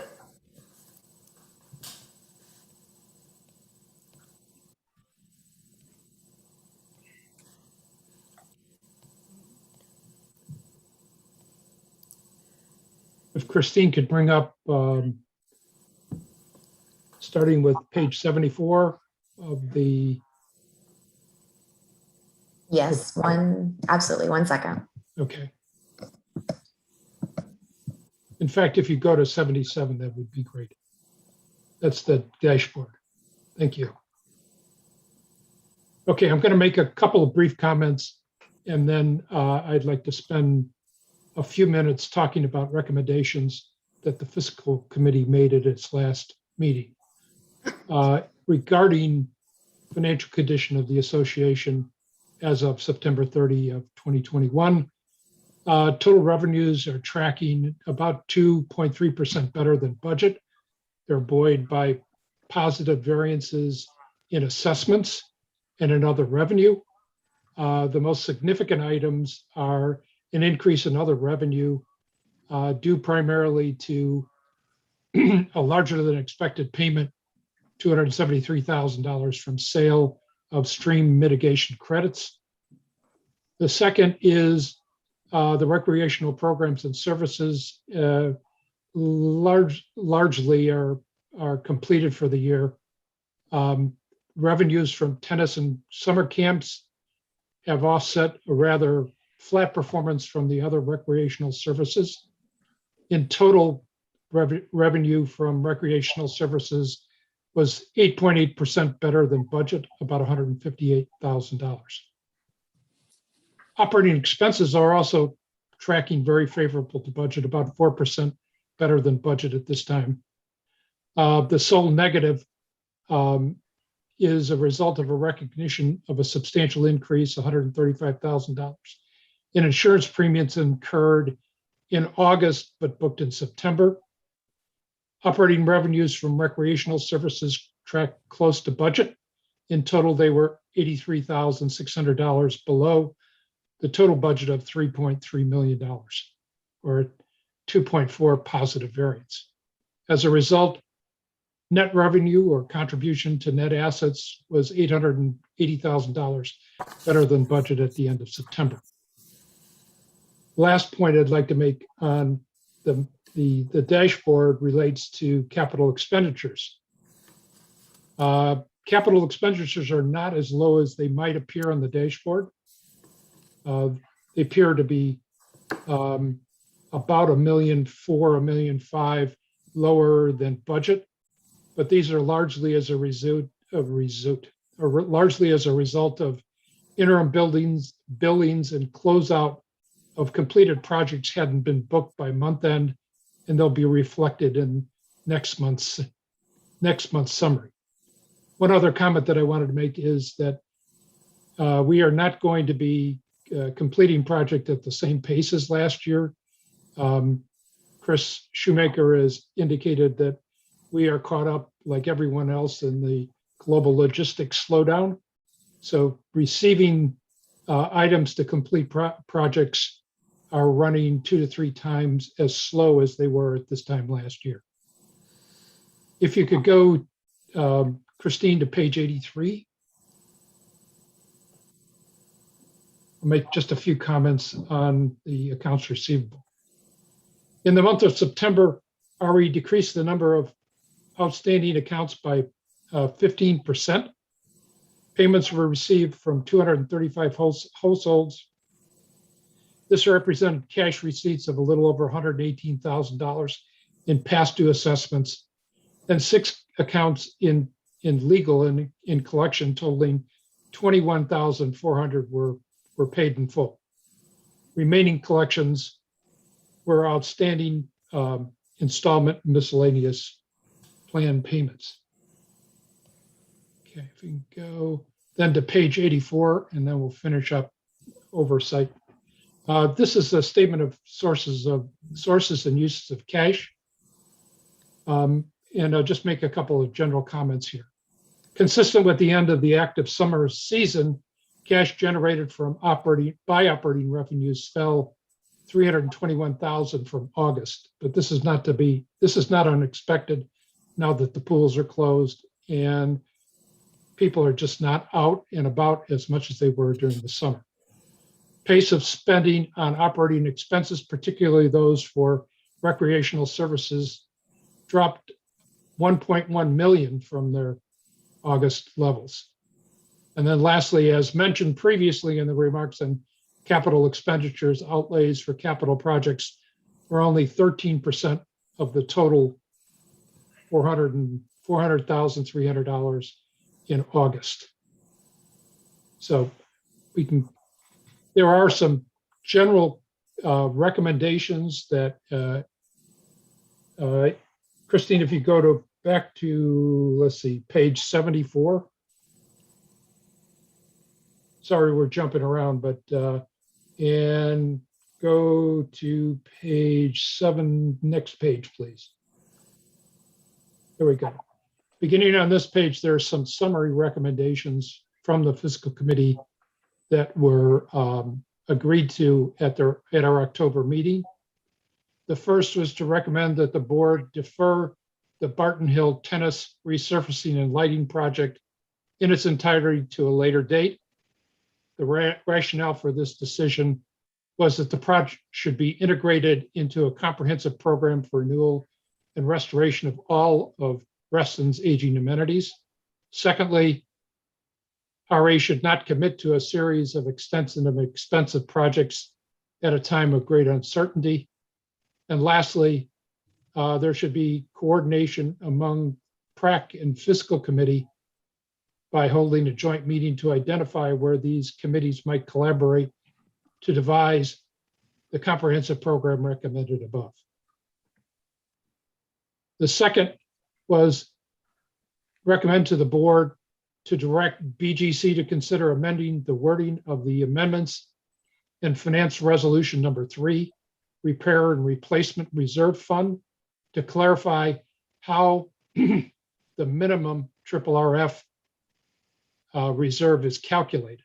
And essentially, this is an issue that's been kicked back and forth as to how this should be calculated and its impact, particularly as you begin to project forward the forward years, which are really the determining factor of the minimum reserve as to how that should be calculated.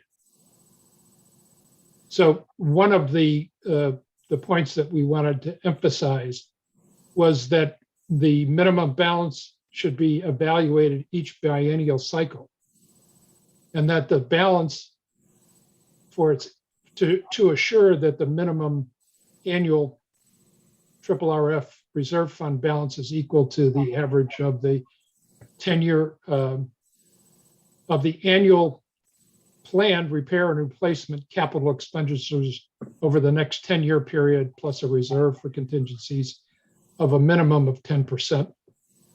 And then secondly, the balance in the RRF reserve should be evaluated each budget cycle to ensure the continuing adequacy of the reserve is there. And it should consider the following items: the current balance of the reserve, the projected spending on the most based on the most recent reserve study, and the update which capital projects is preparing. The third is projected appropriation of assessment revenues, and lastly, projected spending is defined as the estimated cost to complete less any carry forward projection. Now that's probably the most critical element of all, because right now we're including that in the consideration.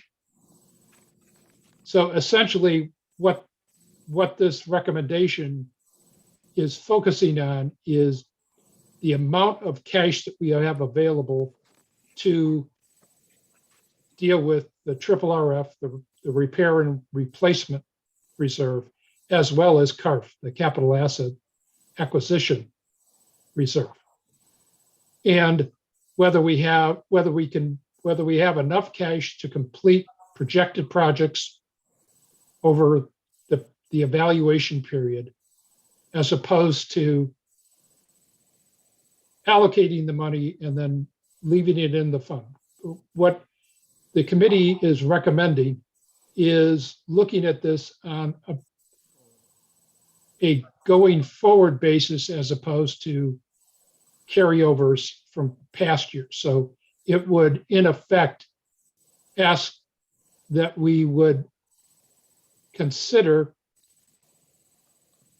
each year the projects that were deferred or those that are planned to be canceled and its impact on the reserve.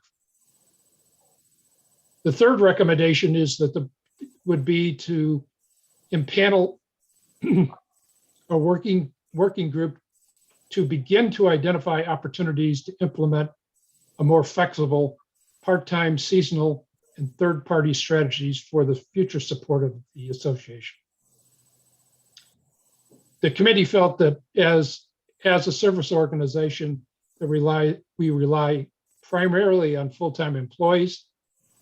Their salaries and benefits are fixed costs to RA, and RA needs to identify and implement suitable substitutes, whether that be part-time and seasonal employees or the implementation of technology as substitutes. And the objective would be to flatten the cost structure while ensuring its personnel are appropriately compensated. This would not be done immediately, would be done over a period of years. The fourth recommendation would be to apply the operating reserve or operating surplus from 2021 to lower the 2022 assessment. The fifth, recommend to the board to authorize or impanel a working group to identify opportunities to create non-assessment revenue by extending services to members to preserve the members' property values consistent with the core mission of RA by leveraging existing staff expertise. And this took us a while to figure out what we were asking for. But here we're talking about expanding tree services to homeowners for pay or leaf removal were a couple of the suggestions that were made initially. The sixth would be to recommend that staff approach the RA's present audit firm to extend their engagement with RA for another year. Their 3-year term is ending in December. To take advantage of the firm's collective knowledge of RA's operations and processes, particularly while RA is implementing its new accounting system. And lastly, and this relates to the report that I prepare, is to suggest a half-page write-up to be added to the monthly dashboard report to provide a better understanding of the current numbers and outlook for the year. So with that, I will ask if there are any questions. It's a lot to digest. These are recommendations. They are not motions. We made that mistake already. And as we, over the next couple of months, as we finalize the budget, we ask that the board consider some of these recommendations as we go forward. Thank you. Are there any questions?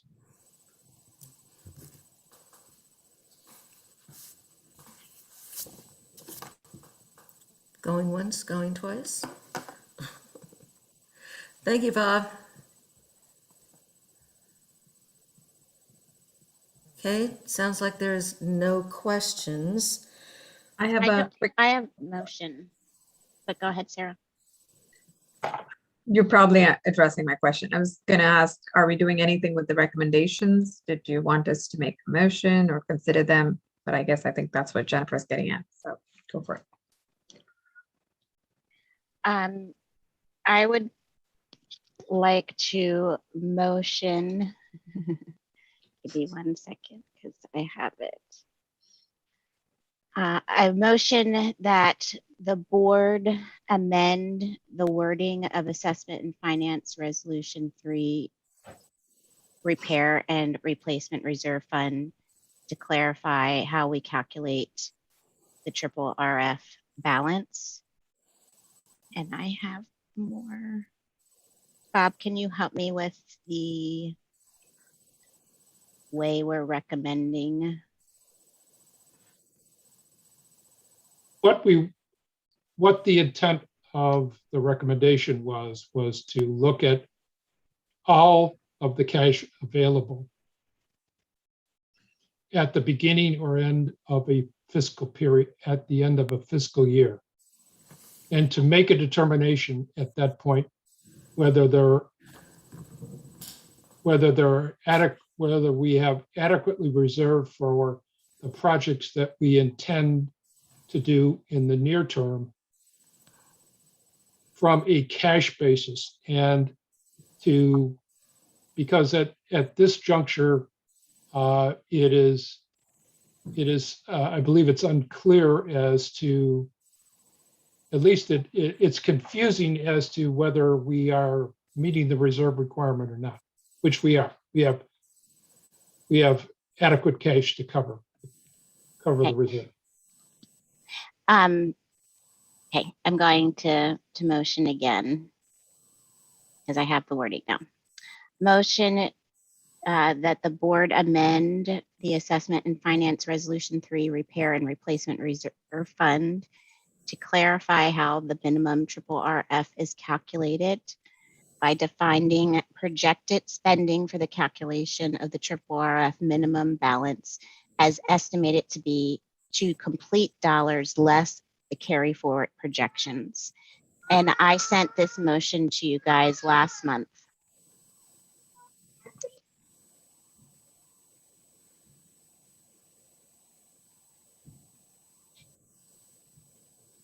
I'll second that. Discussion.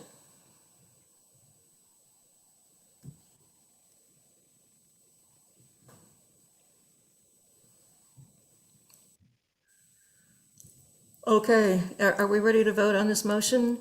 I'm not ready to vote on this motion, so. It's a good, I think I have an example, but as much as I would like to pass this, go ahead, Jennifer.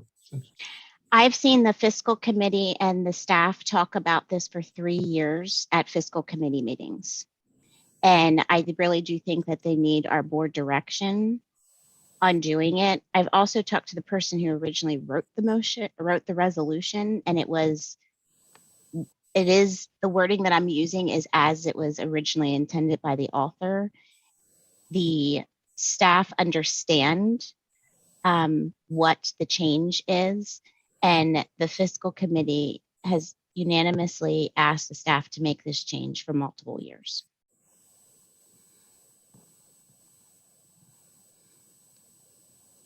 Any other discussion? Yes, John, you're on mute. I'd like to know the recommendation of the acting CEO. So as Jennifer noted, staff and fiscal have discussed this. This is not a legal term, ad nauseum, over 3 years. And it's really an interpretation of the wording and what it means. And so we have been, when I say we, staff have been interpreting it the same way since 2014, 2015. and what's being recommended, is a substantial change. So while I don't know if the mover of the motion would agree to this, but what I would like to do is actually work directly with the fiscal committee and bring it back to the board so that there's at least language that staff and the fiscal committee are both comfortable with. I mean, yes, we have it in the packet. It came out when Bob submitted the treasurer's report, but I think it's worth, Tom and I and Chris, who, frankly, implements a lot of this, to work directly with the fiscal committee to make sure that we're completely in sync on the language, because we're going to have to, whatever the changes, and if that's the board's wish, we'll do it, certainly. But we need to make sure that we understand how it's going to be implemented going forward. So that would be my only request, that, that the motion actually directs staff to basically to do it, but working those details with the fiscal committee. And Tom, I don't know if you want to weigh in.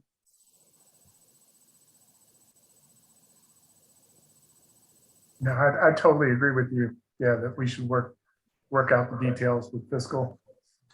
Because we too had asked the author of the resolution, and he told us that our understanding was correct the way it was written.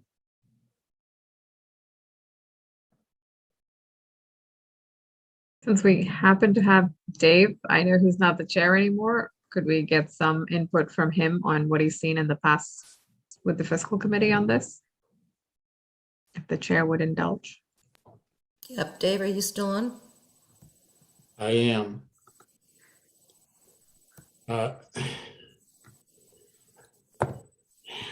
Didn't mean to put you on the spot. I know you've retired from the chair position. You may. I mean, this is, again, we're not going to solve it tonight, I guess, at this point. If I've spoken at length with John Higgins on this, who I think many of us know has been involved in this for decades, who first wrote a letter to me a couple of years ago telling me that we were doing this wrong. Okay. I shared that email with staff and the fiscal committee. He explained in detail how he thought it should be done. And we discussed it. The fiscal committee voted unanimously to do it that way.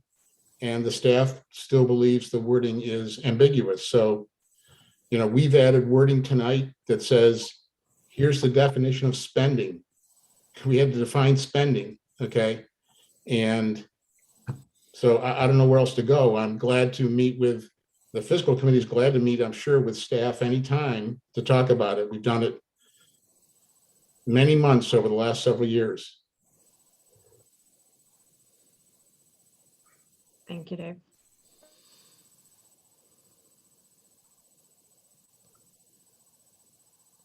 I also believe the language that I'm using is clear to be added to the resolution. So I'm not sure what more there is to discuss.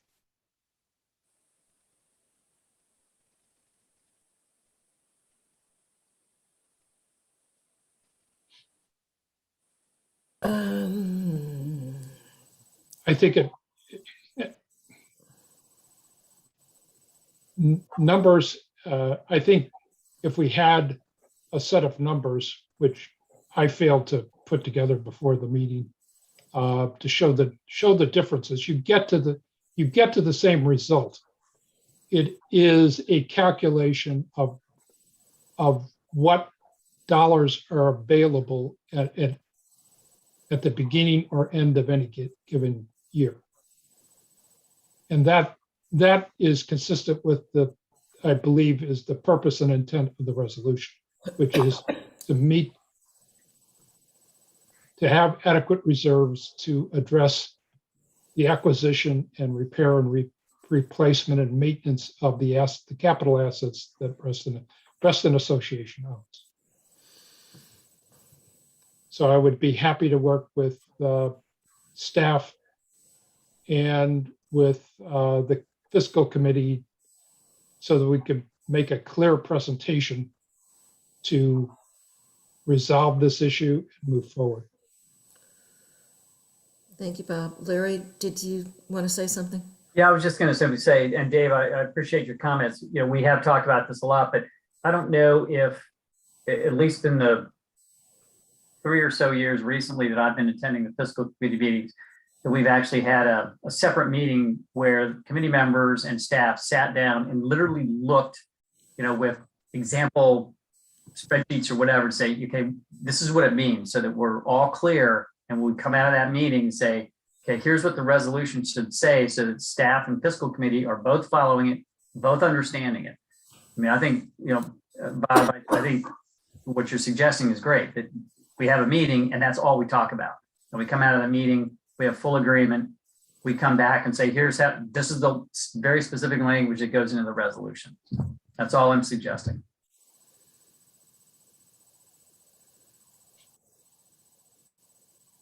Okay. Yep, Jennifer. Can I read the specific language that would go into the motion again? Yeah. Okay. It says, define projected spending for the calculations of the RRF minimum balance as estimated to be completed dollars less carry forward projections.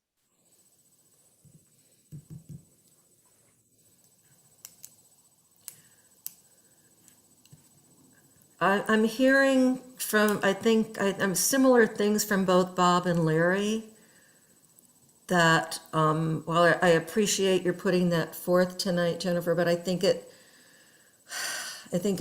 makes sense that fiscal and staff and the board are all on the same page with this. And so I think the meeting that Larry was talking about and that Bob was talking about might be a good idea.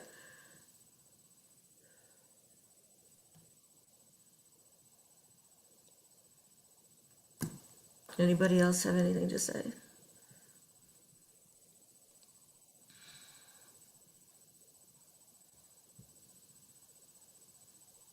Okay, I'll call the question.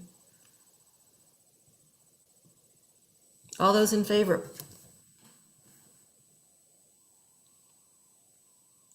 2. All those opposed? 1, 2, 3. Okay, Bob, are you abstaining? I'm going to abstain because I think there is a different path to get to the same result. Okay, and Mike? It's not. But I think We lost him. we need to get there. So it sounds like the motion failed and we're gonna go that different path to get it done. I agree that it's important that it get done, especially since it's been talked Bob, you had about a- so long. Yes, Bob? May I make a motion to request a joint meeting of fiscal and staff with the sole purpose of meeting to discuss this issue, how the calculation of the RRF minimum reserve. I'll second. Does that require a motion? Well, since the motion failed, I figure we better, Okay. at least I mean, get it on record that we need I to think move that on can this. happen without a motion, but if we want to vote on a motion to make it official, we can. Okay, do we need to discuss that? All those in favor? Okay, anybody opposed? I don't know if Mike is still with us or not. He's not, Karen. He dropped out a little while back. Yeah. Okay, all right, so that carries unanimously. All right, I have another motion. okay, I motion to defer the Barton Hill resurfacing and lighting project in its entirety to the 2023 budget. is there a second? Discussion. I thought we weren't voting on these recommendations tonight. Yeah, Bob. I think we've set precedent with Shadowwood and given to do a more thorough member outreach on, and even though there have been many tens of emails to we directors, both pro and con, that I would like to see a thorough review of the project done before we commit $870,000 plus to this particular project. Yes, Sarah. Along those lines, just not particularly on Barton Hill, but I think Shadowwood, Laura, Larry, and team, you guys proved yourselves. I'm wondering if we could do something annually with so we're not just asking one project at a time. Maybe we could club a few together and do a similar outreach. And the cross-pollination will actually be beneficial in getting us more responses. Just a thought, just wanted to share it. Larry, you wanted to say something? Yeah, well, I don't disagree with you there, Sarah. I mean, it's tough, you know, as you know, with Shadowwood, you've got to, you know, if you join projects together, it waters them down individually to really hear from the residents. I just want to remind the board also that in July, PrAC passed 2 unanimous motions. The first one being the Parks and Rec Advisory Committee recommends to the Board of Directors to encourage and add pickleball court options to the community. We recommend all courts at Barton Hill have pickleball blended lines as part of the 22-23 budget development process. That was the first one. And the second one was the Parks and Rec Advisory Committee recommends the Board of Directors include lighting for tennis and pickleball courts at Barton Hill as part of the 22-23 budget development process. As part of the lighting engineering, the impact of future canopy or covering should be considered, which that portion we've already taken out. But I just want to remind the board of those 2 recommendations that came out of PrAC this summer. I will say that as someone who has responded to those those numerous emails and also talking to Rob Tucker and what he's getting, the response from the community is overwhelmingly in favor of doing the pickleball conversion and the lights. It's like 75 or 85% in favor.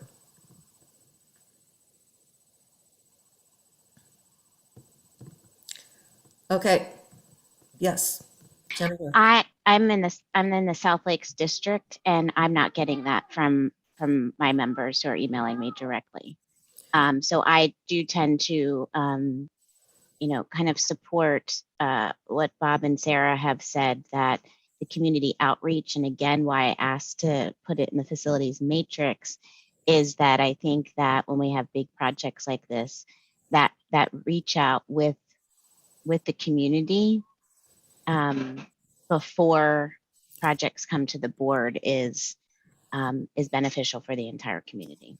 So that I'm not, and I respect PrAC's recommendations, and I'm not saying that we should not do this. I'm just saying that we need some time to figure out what it is we're exactly doing, and how much it's going to cost us to do that, and the community buy-in to do it, especially because this court is in the South Lakes district. If you could forward those emails to the whole board so we could see them, please. Yes, Sarah. I have 2 points. One, I think with Shadowwood, I had an ask with Christina to sort of start tabulating member comments and member feedback that we're getting. I think it'll be helpful if we kind of saw this in a matrix, both the emails Karen's getting, the emails Jen's getting, everything in one place. Second, the question was more for Chris or Larry. Are the courts, could they go another year, or how desperate are we?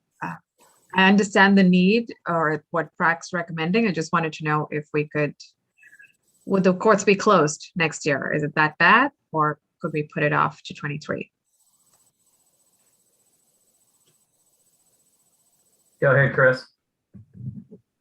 It's hard to tell. I don't know if necessarily we would have to shut it down, but it could get to the point where it would not be very playable, just because of the amount of surface cracking that we already have. And we will likely have a lot more come spring after a freeze thaw period. So it's kind of hard to tell, but I don't necessarily believe that we'll have a, massive safety issue necessarily, but the court could become basically checkerboard with the amount of cracks everywhere on it, where it's not going to be really playable anymore. But that's, I can't tell you for sure. I don't have a crystal ball to tell you. Thank you. Yes, Bob, and then Tim. I just wanted to mention one related issue, which was brought up in one of the recent meetings on, and that is not the courts themselves, but the intersection off of South Lakes, or excuse me, not South, the Sunrise Valley, excuse me. Sunrise Valley is a very busy street. There is no signal at that intersection. The increased activity in that area, besides what already exists, should be looked at to see what impact that might have on the quality on that decision, and whether we might approach VDOT as to the possibility of getting a signal at that intersection if we decide to go forward with the resurfacing, because as you attract more people, you're going to have more traffic. You have more traffic without a signal. It could present a traffic hazard.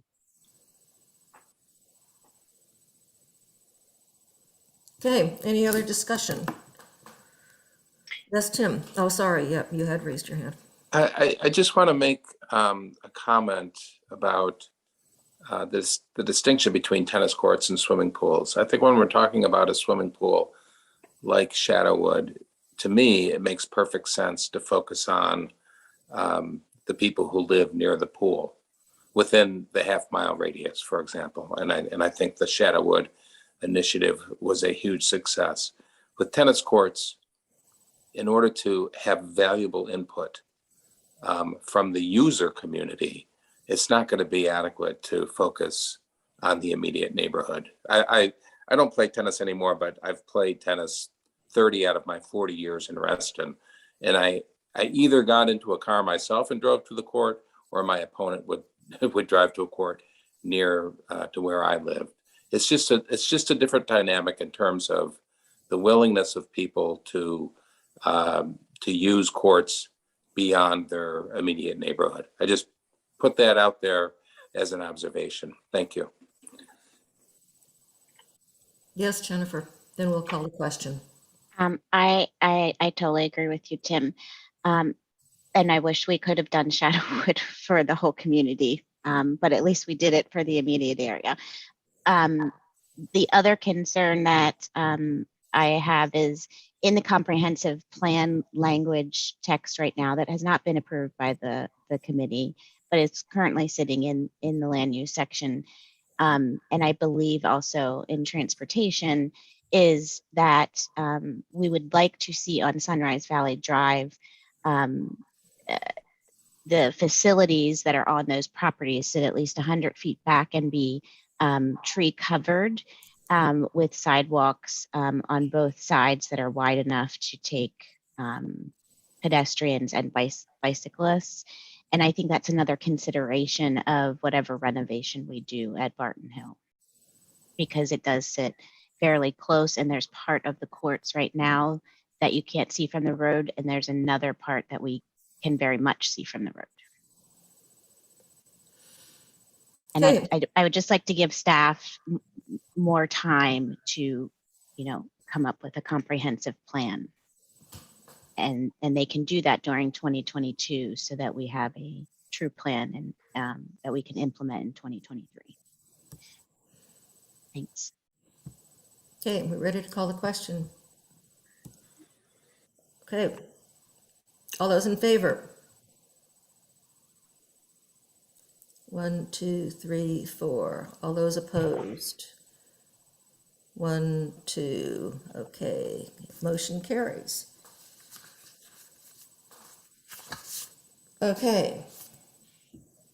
Are we ready to go on to, it's a natural segue into the budget discussion. Yes, sir. I have a quick question. Did we want a follow-up motion to direct for an outreach effort, or is that we're just, Larry, you'll take that on?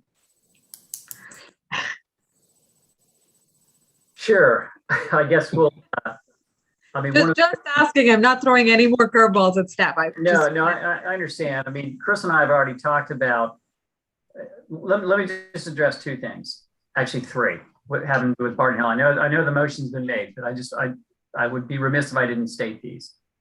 The main impetus is for pickleball.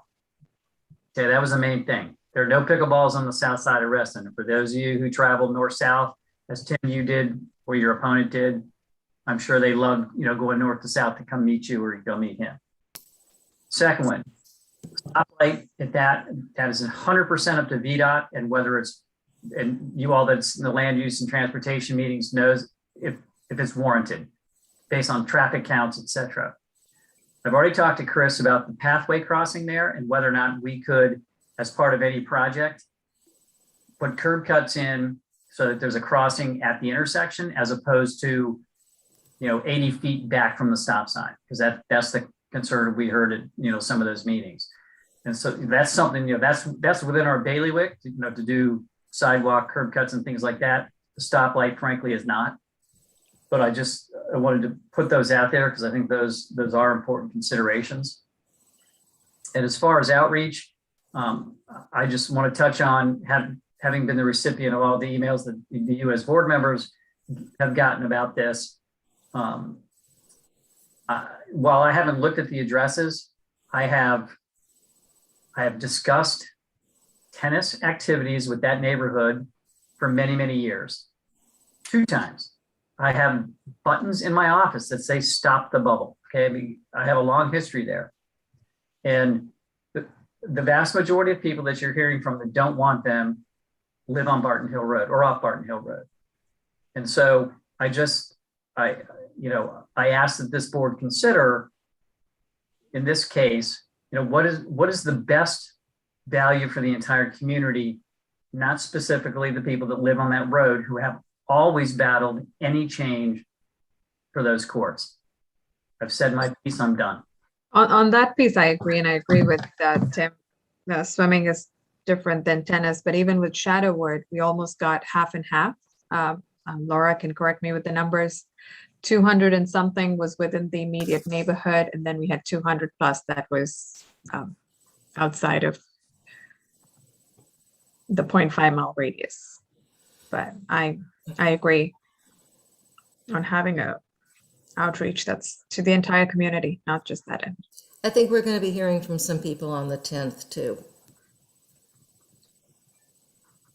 It's too bad, yeah, because there's a real problem at Autumnwood being overcrowded with pickleball. And it will be crowded for another year.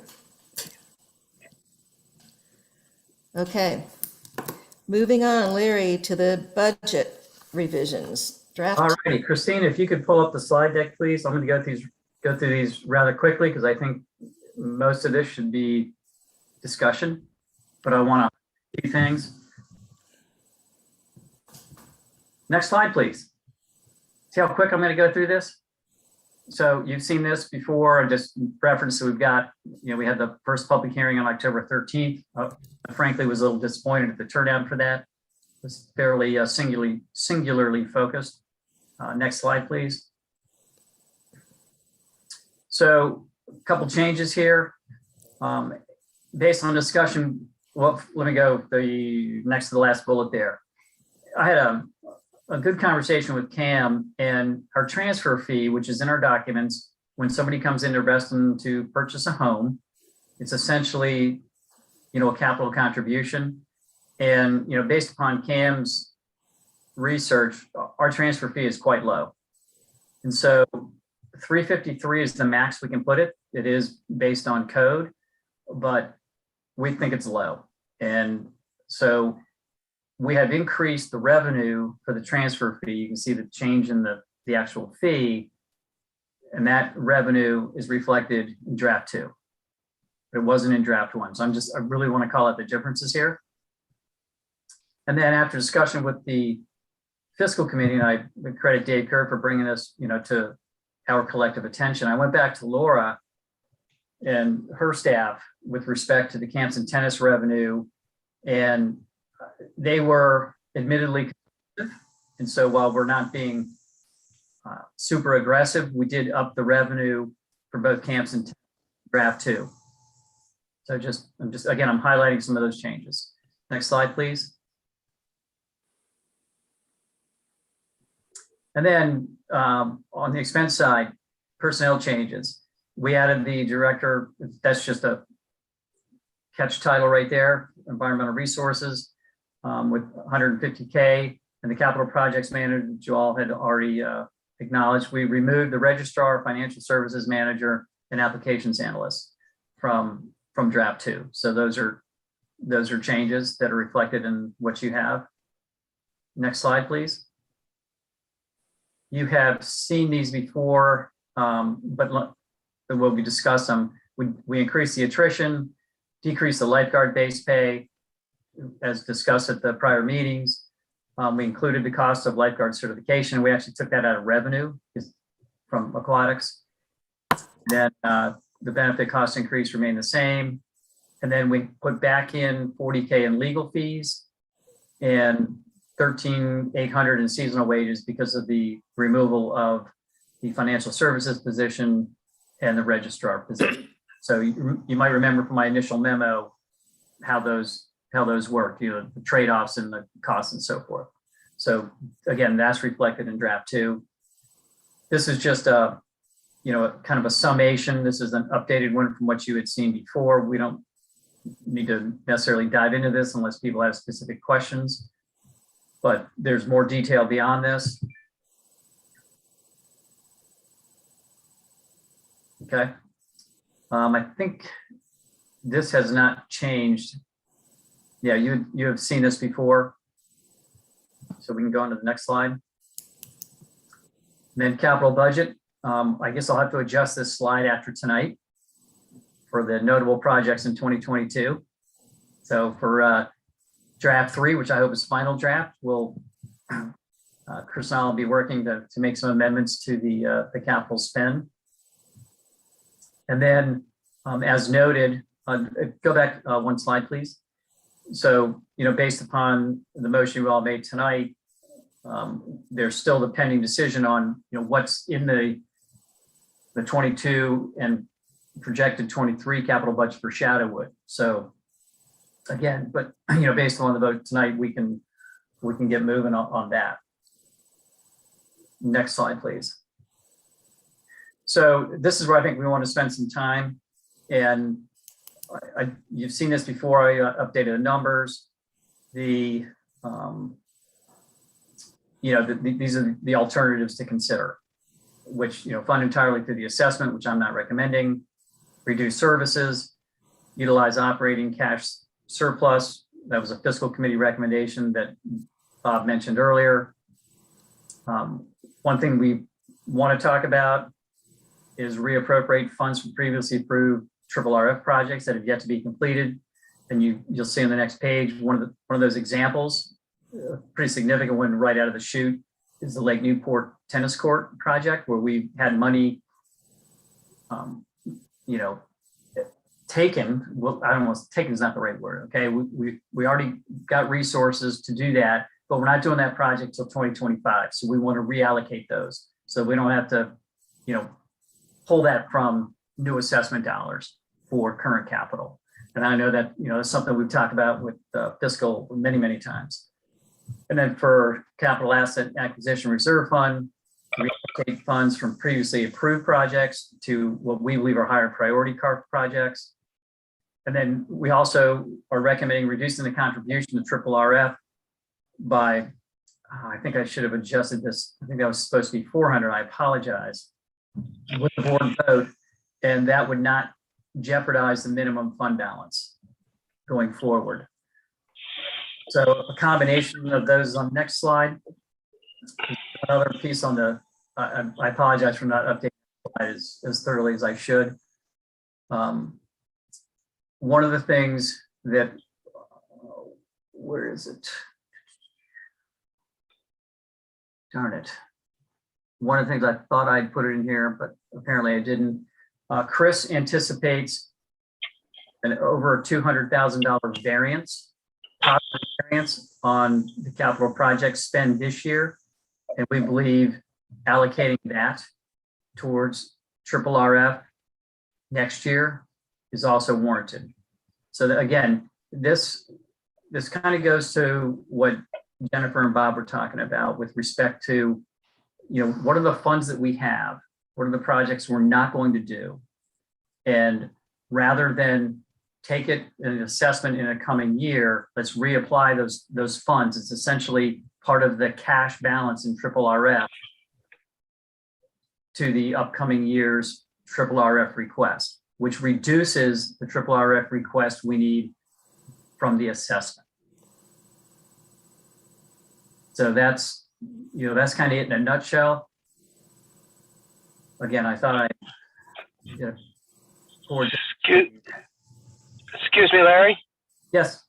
This is Mike.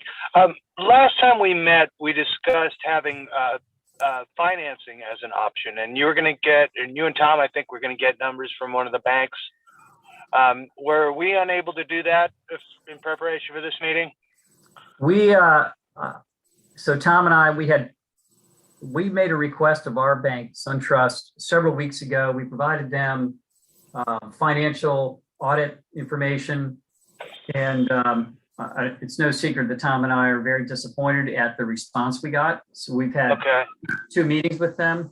We did get some numbers, but unless we, and I say we, the board authorizes a full underwriting, they will not provide actual quotes and terms for us. They did give us some general terms for amounts and so forth. And I do have that. We got that. And actually, Tom put together some spreadsheets this morning to reflect that. So we do have it. I don't have it. I could pull it up on the screen. But so we did, but it's not based on actual underwriting quotes. Yeah.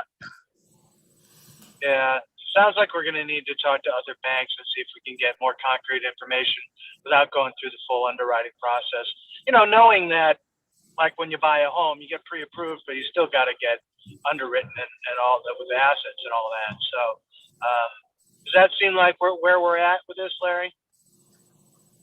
I honestly don't think we need to go that route right now. Okay. That's my personal opinion. What I will do, though, I'll make a note and I will send that information to the board so you can at least see it.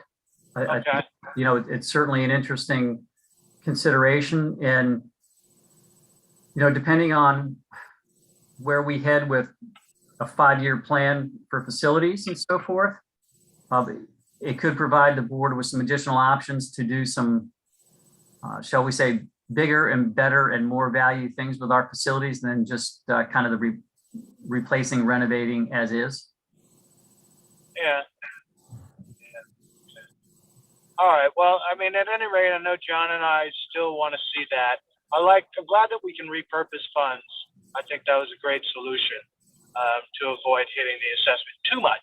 I mean, I don't mind hitting the assessment if we have to, but I want to my way to minimize that is through the financing mechanism. If we can get that seriously looked at, maybe we'll look at it and say, no, it's not for us, but I think we ought to give it a real go. And it sounds like you're doing that, but it also sounds like it's being difficult. It sounds like SunTrust is not playing ball. Am I wrong about that? As I said, both Tom and I were very disappointed. Yeah. Yeah. Our first meeting, we believed we were going to get some non-committal quotes and terms, you know, was after sending the financial information to them. And we did not get that. And our last conversation was earlier this week.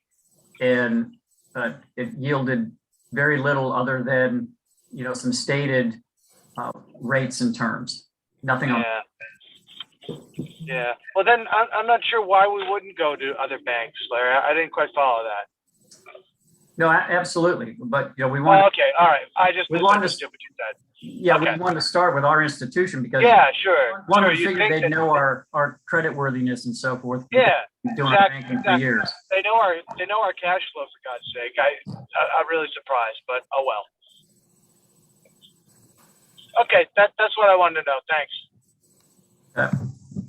Was the negotiating, Larry, from a person that we deal with a lot, or was it just sort of a random representative who responded? It's somebody we have spoken with in the past. I don't know how Tom could tell better. I don't know how far back, but it's a name I recognize from having. Okay, so it wasn't like a new before. person? No, it wasn't a brand new person, but again, Yeah, we're just very disappointed. Yeah. He's assigned to us as our banking, say that again, Tom? he's been assigned to us as our banker.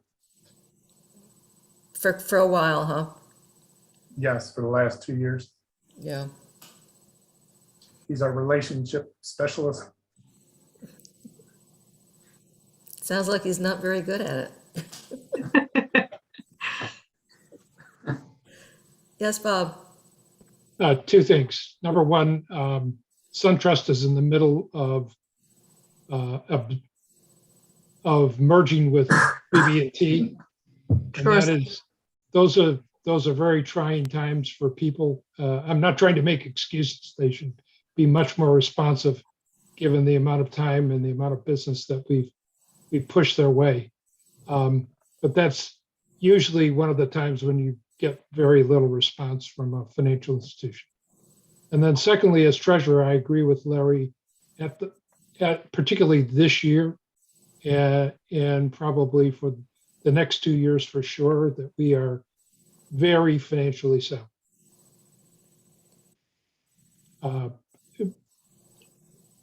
Definitely borrowing would be, prudent borrowing would be an alternative, but it is not as a result of a lack of funds or an overextension of projects. Yes, Tim? I had two points, Karen. First, I just wanted to second Mike Collins' observations about the use of debt to mitigate the assessment. I would certainly be interested in that as well. And I wanted to note that our former board president, Kathleen Driscoll, has spoken very eloquently about how debt can be used as a tool. And secondly, I wanted to comment on the merit pay increase for RA staff.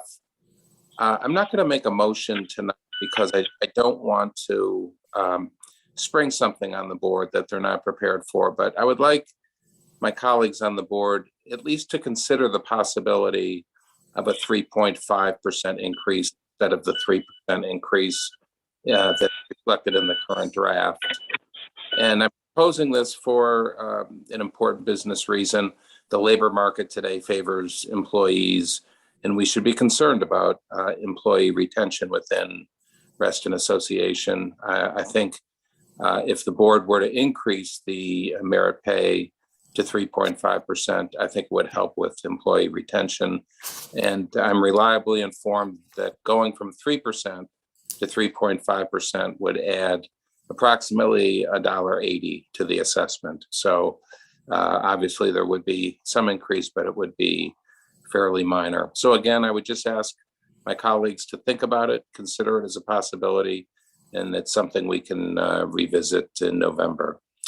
Thank you. We did discuss this too, did we? I guess we didn't vote on it. I remember this coming up within the past couple months. Anyway. Yes, Bob? My recollection was, as yours, that It was discussed at 3.5 and then Hank recommended 3%. Ah, right, And that's the way the budget has been, developed. yeah. But back in May, June timeframe is. when That's we- right. I knew it had come up before. That's my recollection also.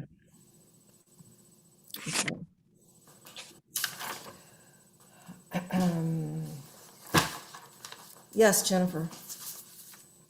I have a series of motions left over Why from am I last meeting. surprised? So I didn't get to them last meeting. I move to show our calculation of rent expenses according to GAAP in both our budgets and on our financials beginning in 2022. John, you're muted. Was that a second? It was. I second that motion. Okay. Not discussion, but can you share your screen, Jennifer, or put the motion in chat? I know it's in the email that you sent us. I just don't have my Outlook on my laptop. Sure.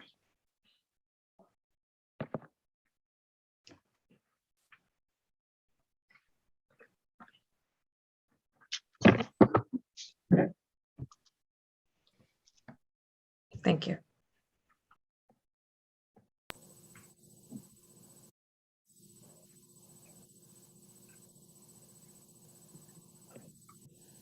Is there any discussion on this motion? Okay. I would. Yes, go ahead. John. Someone else was beginning to speak. No, I think that was me. Okay, I just wanted to confirm with Larry. To me, it makes sense, and it would seem to make the audit easier if we followed GAAP guidelines, the most current GAAP guidelines in our budgeting. So it would seem to make the audit easier. Is that a correct perception, Larry and Tom? That is how it's currently budgeted. Yeah, we're following GAAP. Okay. Jennifer, do you have a different impression? We hadn't in the past, so I want to make it clear that we continue to follow GAAP because the rent expense every time we recalculate, could be changed, and we should be straight lining it because it shows it spreads out and shows the members, not the cash outlay, but the overtime amount that we are using to fund our facility rental. Yeah, that's going back to my original memo. That's what we have incorporated. I just made a note that, that we could reduce it, but the way it was in draft 1 and in draft 2, it is the GAAP method. So it's. And we want it on the budget and on the financials monthly, not just the audited financials. Yep, that's the way it's been reported. Did you still need a motion to, oh, sorry. It sounds like it's being done, so.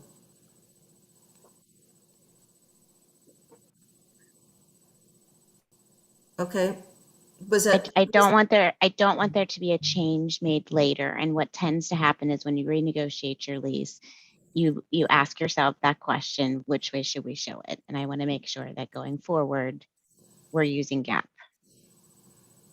So if we're already doing it and the staff are happy with it, then I would say we're good. Okay, We have a motion and a second. I think we still need to vote or withdraw. or you can withdraw the motion. I would like to have it in writing. Gonna call the vote. Yep. Call the vote. Aye. All those in favor? Aye. Okay. All those opposed? Aye. What? Okay, let's start over. All those. Sorry. All those in favor? Aye. Okay. Aye. All right. So that's 4 ayes. So I'm going to abstain. Tim, I what think are it you was doing? 5-2. Oh, sorry, 5-1 and 1. 5-1 and 1. Yeah, 5-1. Were you Tim, you were an A? Correct. You were, okay. All right. Next, Move to include an effort to collect all member email addresses into the 2022 draft 3 budget if a monetary expense is needed. I'll second that. This is something that I think I've asked for as long as I've been on the board. Jennifer's made numerous member comments. We collect it, we get it. I think in this day and age, member emails are precious and we need to collect it if we can. Not like a marketing and sales tool to overuse it, but even like when we had the algae issues with the lakes, it would be great to have a listserv that's just for around the lake. We had to rely on outside help like Dave Bracknow and others when it should be the other way around. We should have it and they should be turning to us to push messaging. So hence I would strongly support. yes, Larry. Could I ask general counsel to comment on this? I mean, I'm not sure. I believe it is purely an opt-in situation. I just want him to clarify that.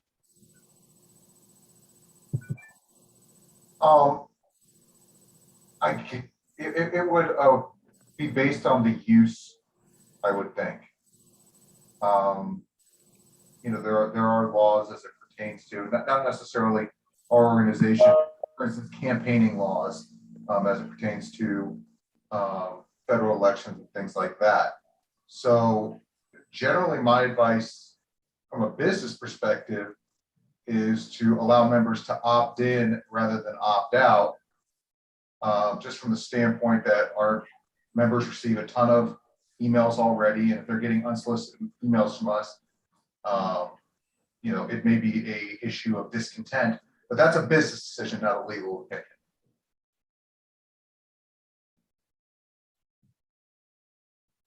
And it is there, the opt-ins are broken out on the election ballots every year too, for electronic communication in different categories. Tim, you were going to say something? I guess forgive my ignorance on this. I'm confused as to exactly what is being proposed. We're going to create a database of member email addresses, and we're going to derive those email addresses from what? Every time they communicate with RA, they go into the database? Is that the thinking?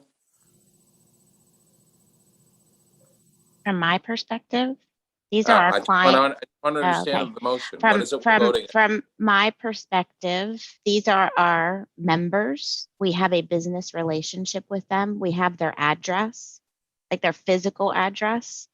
Why would we not want their email address? And what we would do with the information is purely up to staff. It's up to if the board wants to direct the use of those, but they are our clients, and that is a standard form of communication. When I asked Hank if he could get back to a member last year, and I had her address, but I did not have her email address, he could not communicate with her on a question that she had. And that's very frustrating because the member wants us to communicate with them, yet we don't have their contact information. So I think that collecting email addresses, which is a pretty standard business piece of information of not random people, but our own clients, our own members, would be prudent for the association to have. I agree that it's a common business practice, but it is often frowned upon by the people whose email is being collected. If somebody writes in and says they want more pickleball courts, and a year and a half later they get an email from RA about algae in the lake, I'm not sure that's always going to be well received. There are some people who are going to respond favorably. But there are other people who are going to have, for lack of a better term, privacy concerns about the fact that RA has now collected their email and is using it for purposes other than the original communication. That's my only concern. Right. But my motion doesn't say how we're going to collect it. I mean, we could choose, as Tony said, to make a concerted effort to ask our members to opt in, which we have not done as an association. We wait for our members to come to us before we. We have done it in terms of the election ballot, but we all know that that's a small percentage of our members who vote. Right. But we do offer that. My feeling is, it should be voluntary. Yes, Larry. Tom, can you speak to the push that you're doing or have recently done with respect to getting email addresses for member suites? Yeah, I was going to attempt to send out communication to the members, asking them to log in to MemberSuite to verify that their account is correct, that their property is associated with their name, and that they could provide a phone number and an email address. We do have the capability in MemberSuite to push out an email invoice to the member so that they don't even have to log into the portal, and they can just make the payment by clicking on a link within the email. But as it is right now, they usually email us and ask for that link, and then we respond by sending it to them. But I was kind of hoping to get everyone's email address in order to implement this way of sending out secondary invoices, because we're required to mail out invoices. But if they would elect to receive it this way, we were going to try to send those invoices out by email. That's a perfect example. Yes, I think that's excellent because as I recall, between 300 and 500, we've had as many as 300 to 500 bad addresses when you send out invoices, which require interaction with a member, which chew up a lot of time and therefore a lot of expense to get information that we should have good records of. It's the issue of opt-in, opt-out could be I'm trying to search for the right term, but it could be presented in a way that opting in would be a favorable thing and not an invasion of privacy. I know that we've dealt with the issue of opting in and opting out as regards the elections, but that was that issue and not the general issue about having good information on our members.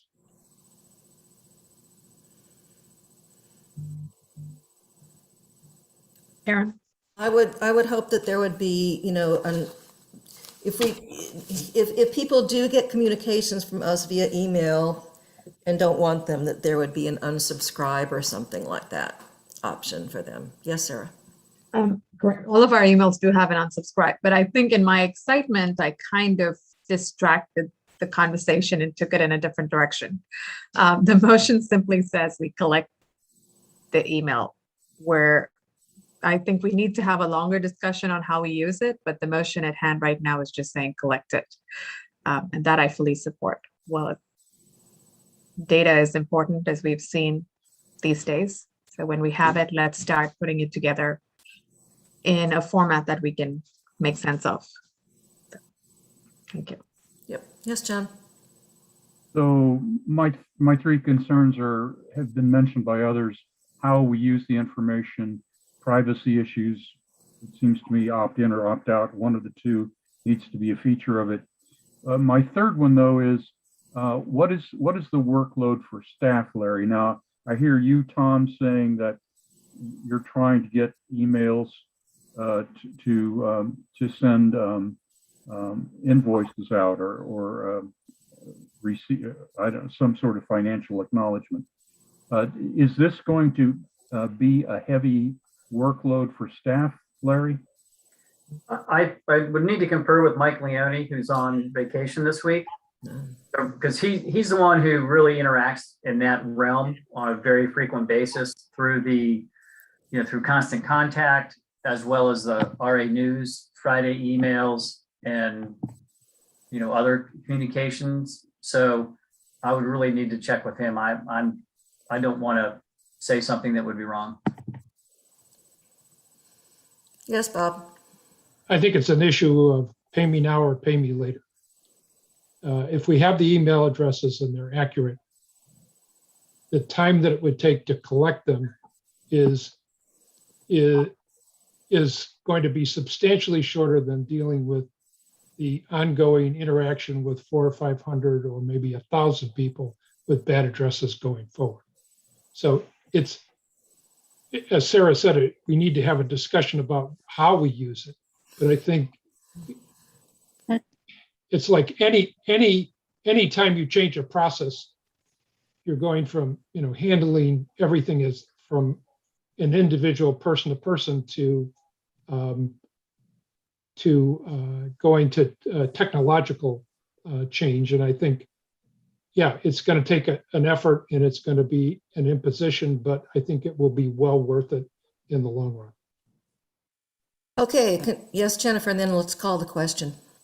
And my intent in putting out the motion is to give staff the opportunity before, we finalize the budget to tell us, do they need temp help money? Do they need mailing, a member mailing to ask for email addresses?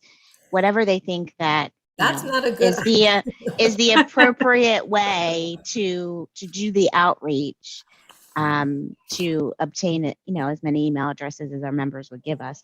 That's the intent of the motion.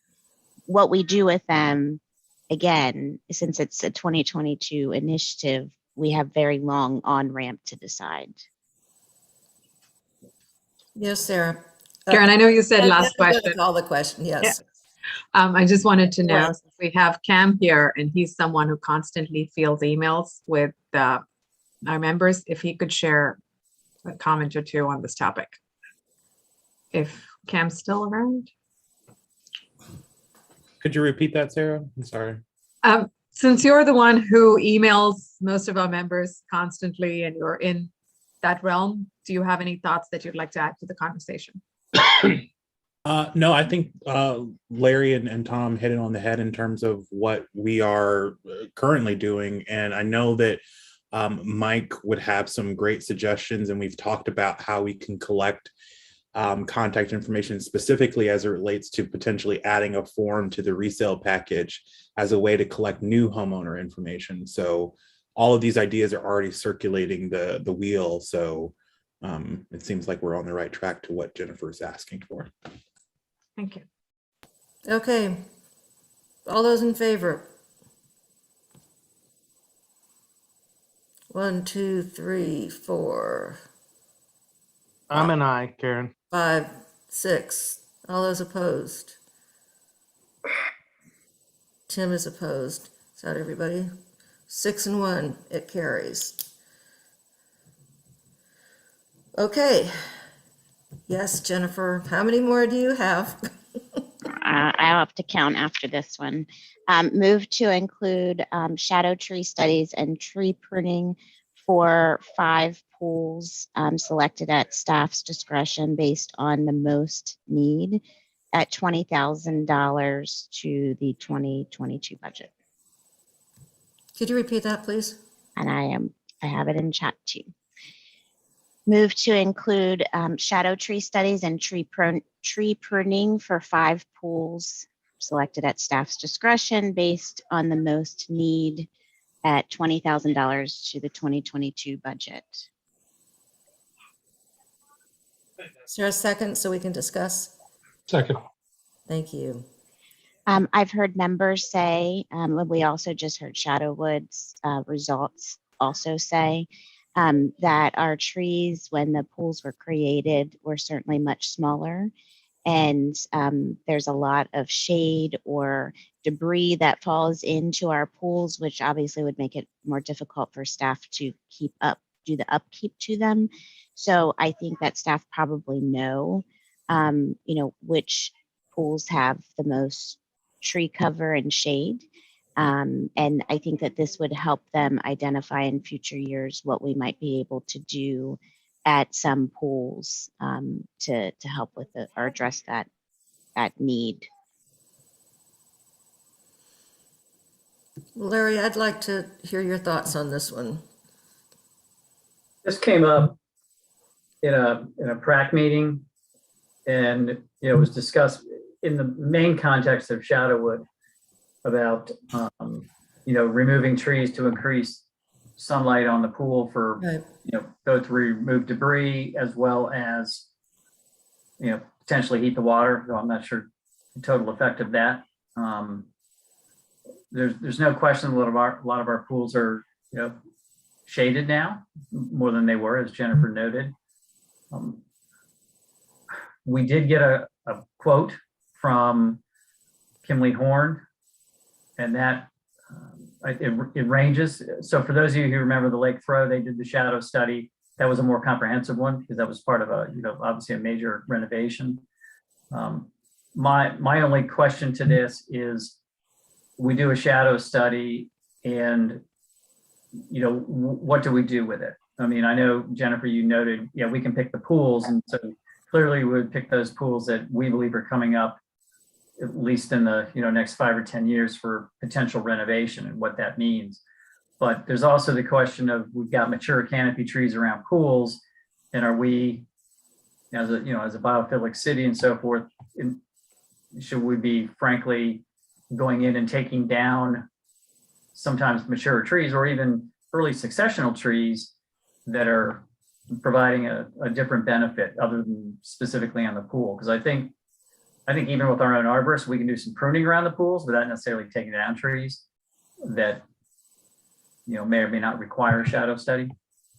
But we did get the price from Kimley Horn to do that. And I believe it was, Chris, you can correct me, I think it was $2,000 to $4,500 depending on the level of intensity per pool. Correct. Yep. Okay. Any other discussion? Okay. All those in favor? 1, 2, 3, 4. All those opposed? 1, 2. Mike Collins? I'm sorry, I'm an aye. So it's 5 to 2. It carries. Okay. Yep. Move to include $7,500 in the draft 3 of the 2022 budget to fund technology for determining the usage at our tennis courts. Is there a second? I'm intrigued as to how she came up with the money, so I want $7,500. So Well, I know I'm good. Laura Kowalski said that she has been researching this. So is that where the number came from? Yes, she gave me a quote, and this certainly is not going to cover all of our tennis courts, but I think that it at least starts us down the path of getting better usage data, which I feel like our committees have been hounding Laura for, and she's been providing the best that she can. And this would at least start us down a path of being able to provide those usage details. And testing a technology, seeing if it is, it works for us, or, we might need to try something else, but it gives staff the ability to start.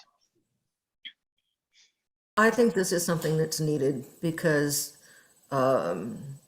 we sort of guess a lot.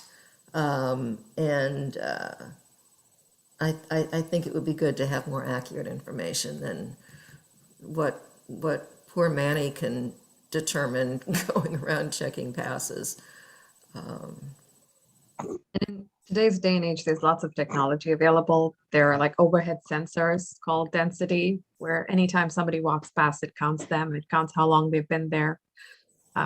So definitely support it. There's a lot of technology available out there. Any other discussion? Okay, all those in favor? Aye. Okay, that's unanimous. How much is the assessment up to now, Larry? These are Um, small pennies. It's about 33 cents. Okay, Well, with the shadow studies, we're at about $1.50. Very rough calculation from the head. okay, all right. I Okay, moved Barton Hill to 2023. That took a big chunk away. Move the Glade Tennis Court renovation to the 2022 draft 320 of the 2022-23 budget. So Glade, what? Go ahead. I need a second first. Sorry. There's the.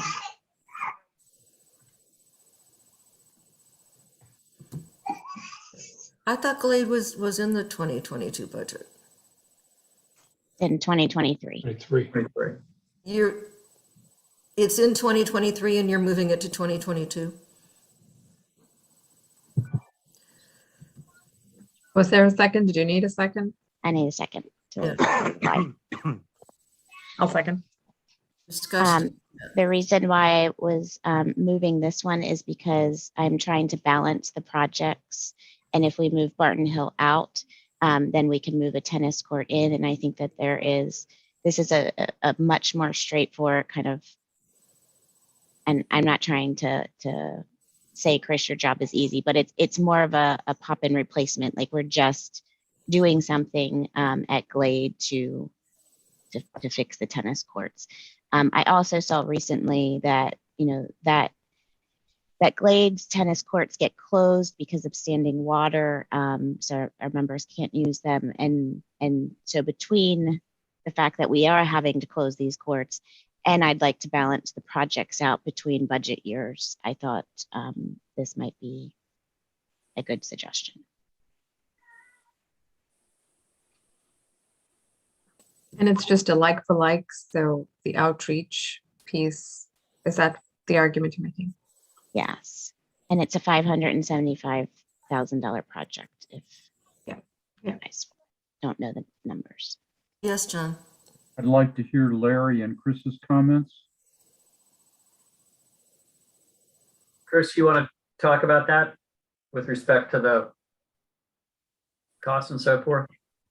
In terms of moving it, it is more expensive from the triple RF perspective than Barton Hill is. So there is a slight increase from that front. I would also suggest with the concept of moving Barton Hill out to 2023, I would suggest that we still hold some amount of funding for the project in 2022 for engineering and, any other types of elements may come with community input and feedback. So maybe 50,000 for that would be somewhere to start on that front to get the ball rolling and be able to streamline and execute the project a bit faster in 23. But doing Glade next year is possible. It is, after doing North Hills, can be complicated. There's a lot of extra moving parts as part of a clay court. But yeah, it does have many issues at that site as well. So that's possible to do so if you decide to move, moving Barton Hill out.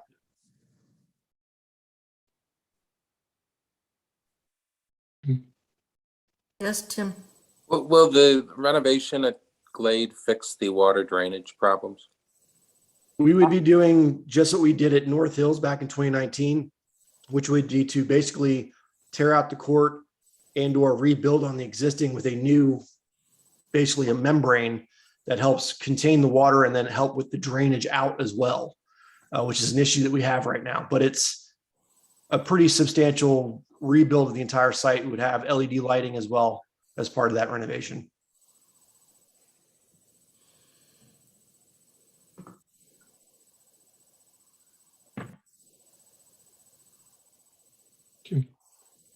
So in short, Chris, you could support it. I can support it. Yes, it does definitely need help.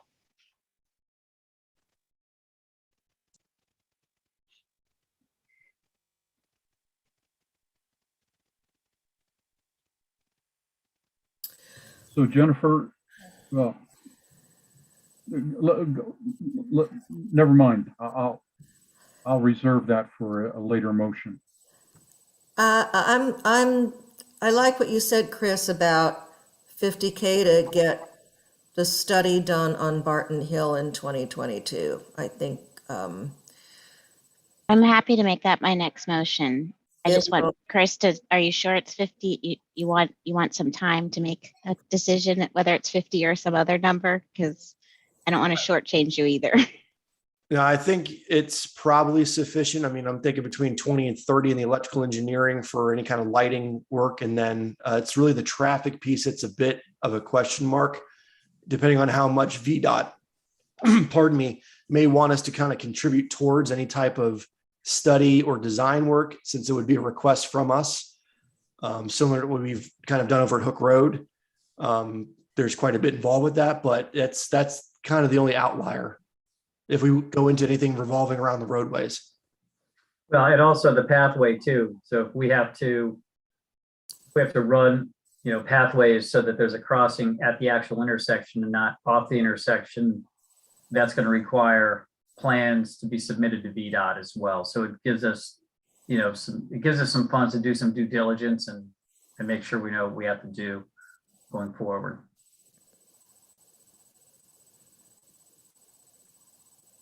I'll call the question on Glade. Yeah, I mean, personally, I would like to look at some other, some other areas that we might swap out for Barton Hill other than Glade. It may involve more than one, so I may abstain on this one. Because Glade, I mean, I understand what the situation is with Glade, and, but it's not at the crucial stage yet, right? Chris?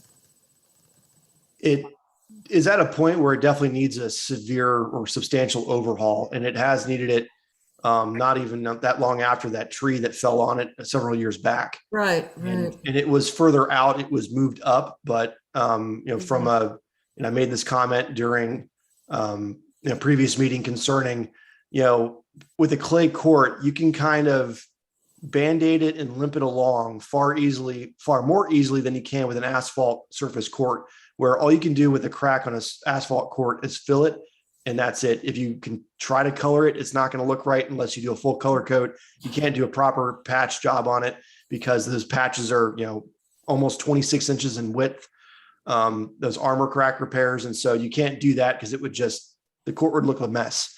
On a clay court, we basically would just be doing what we did this year, which is sort of limp it along a little bit longer, but you can do that. It just requires a lot of manual effort and staff maintenance effort to do it, but it is possible. Okay. So is there anything that you think is more urgent that we move up from 23 to 22 than Glade? From a tennis court perspective?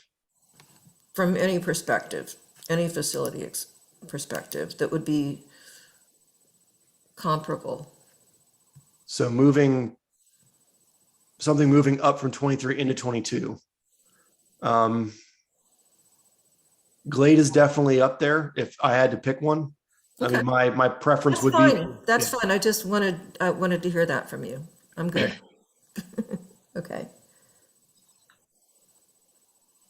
Call the vote. Yeah. All those in favor? Aye. Mike, are you there? Yeah, that was an aye. Said for Mike. aye. Yes, Mike. I heard you. Thank Okay. you. All right. Okay, move to include $50,000 in the 2022 portion of the draft 3 budget for the 2022-2023 budget cycle for engineering and site planning. I think I got those words correct, but Chris or Larry, please. Did you want to specify Barton Hill or? Oh, yes. Yes. 2022 portion of the draft, move to include 50,000 in the budget for engineering and site planning of Barton Hill. I'll second. Courts. Thank you. We're making all these motions and voting on all this stuff without input from PrAC on all these facilities. Do we need to be doing that? We have both a chair and vice chair. And I'm happy to suggest at the end of my motions that they go to the next PrAC meeting, but they're not meeting until after we approve the budget. So that's difficult. Yeah, okay. All right. If we wanted some thoughts or comments, I think both Julie and John are on this call. Or we could email them for the group. Julie and John, you want to chime in? J&J.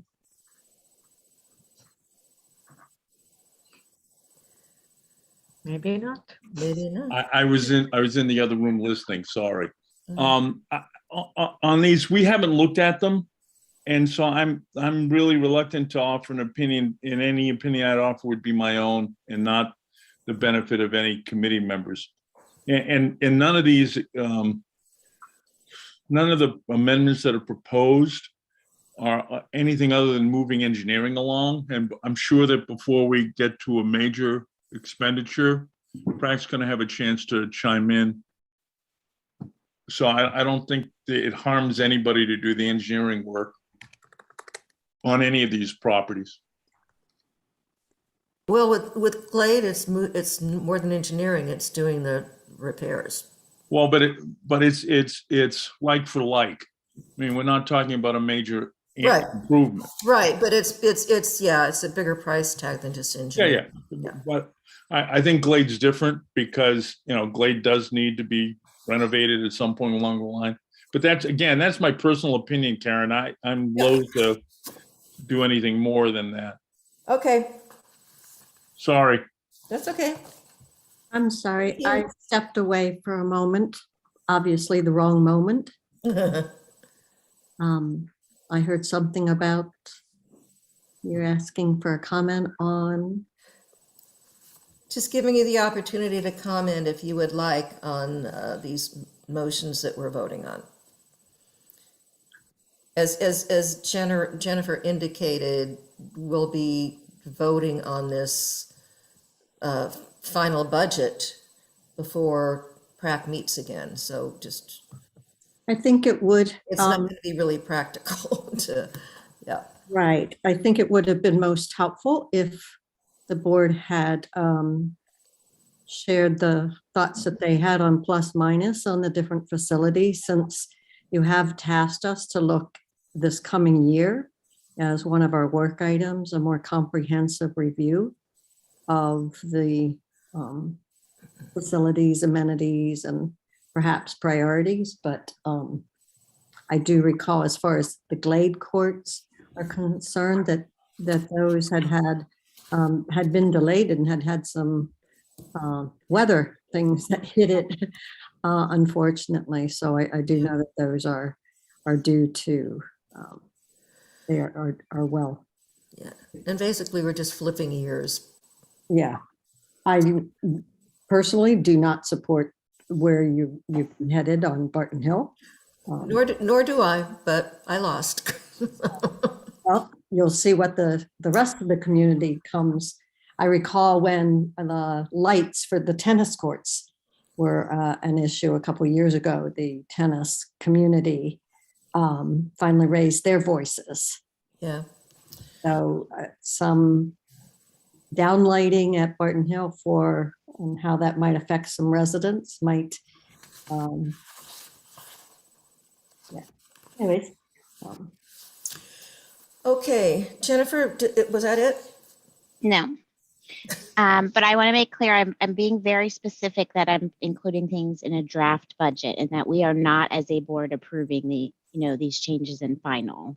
It's just moving around money temporarily until we get to an approval of a budget.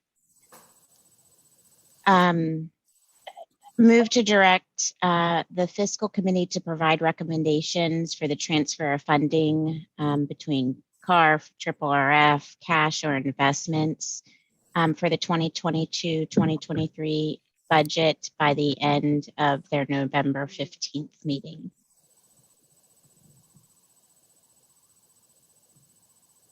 Is there a This is second? second. This is consistent with the recommendation that we spoke about before. And we already approved a motion to have a joint meeting between fiscal and staff to discuss this issue. So you put the marker before us to have a recommendation by the 15th. Or Not yeah. for the resolution, for this budget. And the reason that I'm putting this motion out is because staff have provided us some recommendations on, grabbing money from, cash reserves at the end of the year that we might have left over. We've gotten recommendations to move or defund projects. And I think that it would be helpful for us to have fiscal's view on what we should do, because I'll honestly say it's very confusing to me, and I've been following all the fiscal meetings. I've been studying the budget, and when we're moving member money around, I'd like as many opinions at the table as we can get, so it will help us decipher it. But I was leery to throw any of the motions that staff have provided, because I couldn't visually really understand how that money would be moving around and how to affect us in the future. And I've also heard other board members say that they want to look at funding options from, banks. And so we have many funding opportunities. So I just would really like to get some counsel across the board from lots of different smart people like staff and fiscal to help us figure this out in the next month when we have to approve this budget.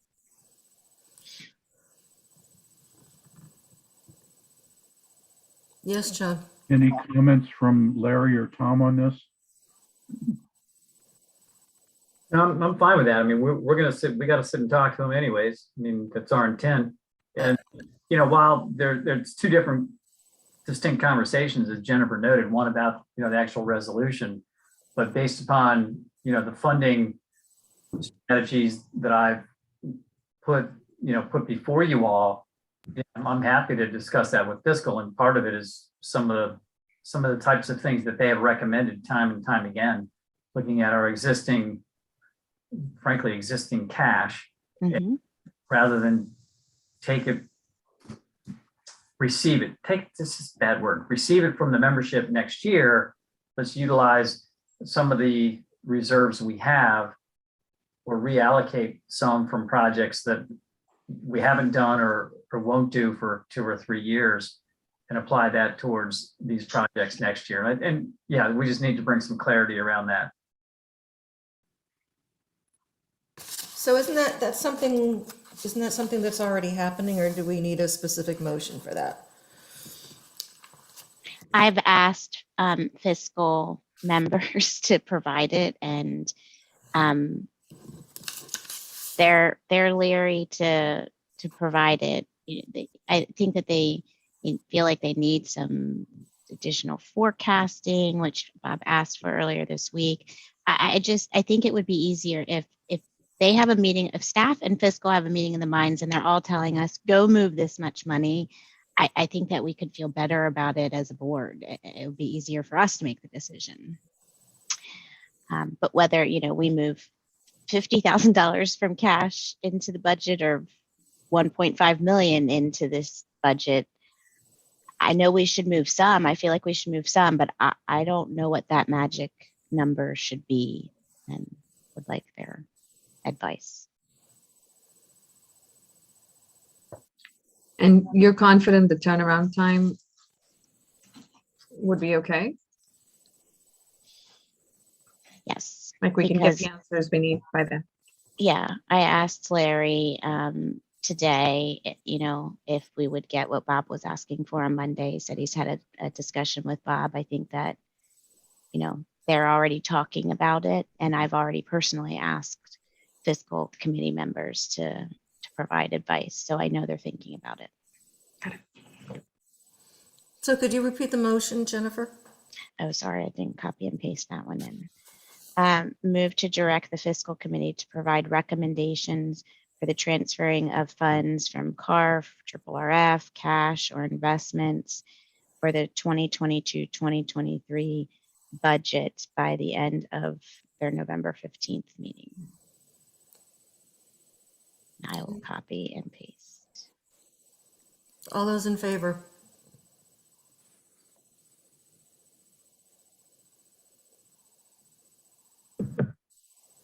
John, Mike, I'm sorry. Aye. there you go. Mike, are you there? Yeah, I'm gonna abstain. I'm just not following this one. Sorry. Okay. I don't have a motion. Have a follow-up question. Larry, on this, when you talk to fiscal, can you get us sort of the impact on future years? That was going to be one of my questions when we were talking about the recommendations, because moving the funds, I guess, brings it down by $28 and change. What kind of impact does that have? I'm assuming we won't have these monies year upon year to keep doing it. So if we could, Yeah, no, we'll do that, and we certainly, and Chris has already factored that in on the RRF piece, and we showed that to Bob yesterday. Yep. So yeah, we can certainly do that. okay, thank you. Okay, Motion to include a non-personnel breakdown of the communications and IT department budgets in draft 3 of the budget packet. I'm sorry, what was that? To include more of a breakdown of the non-personnel related pieces of the communications and IT department budgets in the draft 3 budget packet. So the next packet that you sent us. Yeah, you just want the line item detail? Something that gives us more than what we have now, yes. is there a second? Yeah, it can be done. And I'm asking this because we've had member comments over the last few years about these two. And I also have heard Mike ask for it in a, I don't know, maybe it was a meeting this summer, that just to be prepared. I think it was one of our budget work sessions, for staff to be prepared to present more detail on that, because we have had member comments about it. And I'd like to just put that to bed of Yes. what members think we're spending their money on. Tim, Larry, could you give us your thoughts on that? It's easy to do. Yeah, I mean, we have GL codes in all the budgets. We recently sent one, I think it was to Sarah on the corporate board Yeah, thank you. section. So we can do it without personnel. We can show a line that is personnel, because I think, obviously as a service organization, whether it's, IT is not personnel heavy, as we know, communications is. And so, yeah, we can provide that detail. And personal, as long as, sorry, Tim, go ahead. I'm concerned that adopting a line item veto approach starts to get into micromanagement. And I have every confidence in our acting CEO and our senior leadership team to make appropriate judgment calls. If there's a particular, I'm aware that certain RA members have called into question, for example, the media department, but we had the media department make a presentation to the board, a very detailed presentation about what everyone does in the media department, and how the money is being spent. I am reluctant to support an approach to budgeting that gives us line item vetoes over items that would require the board to engage in micromanagement. Thank you. I don't disagree with you, Tim. I mean, I think I'd like to keep these discussions at a rather a high level. If there are specific, and I guess I'll direct this to you, Jennifer, if there are specific pieces of that you'd like explanations on, I'm happy to do that. But, I don't know how productive it is for a full board going line item by line item, because you could request that of every single budget. And if that's the board's wish, I would produce it, but we would be bogged down, and I doubt the budget would get passed on November 18th.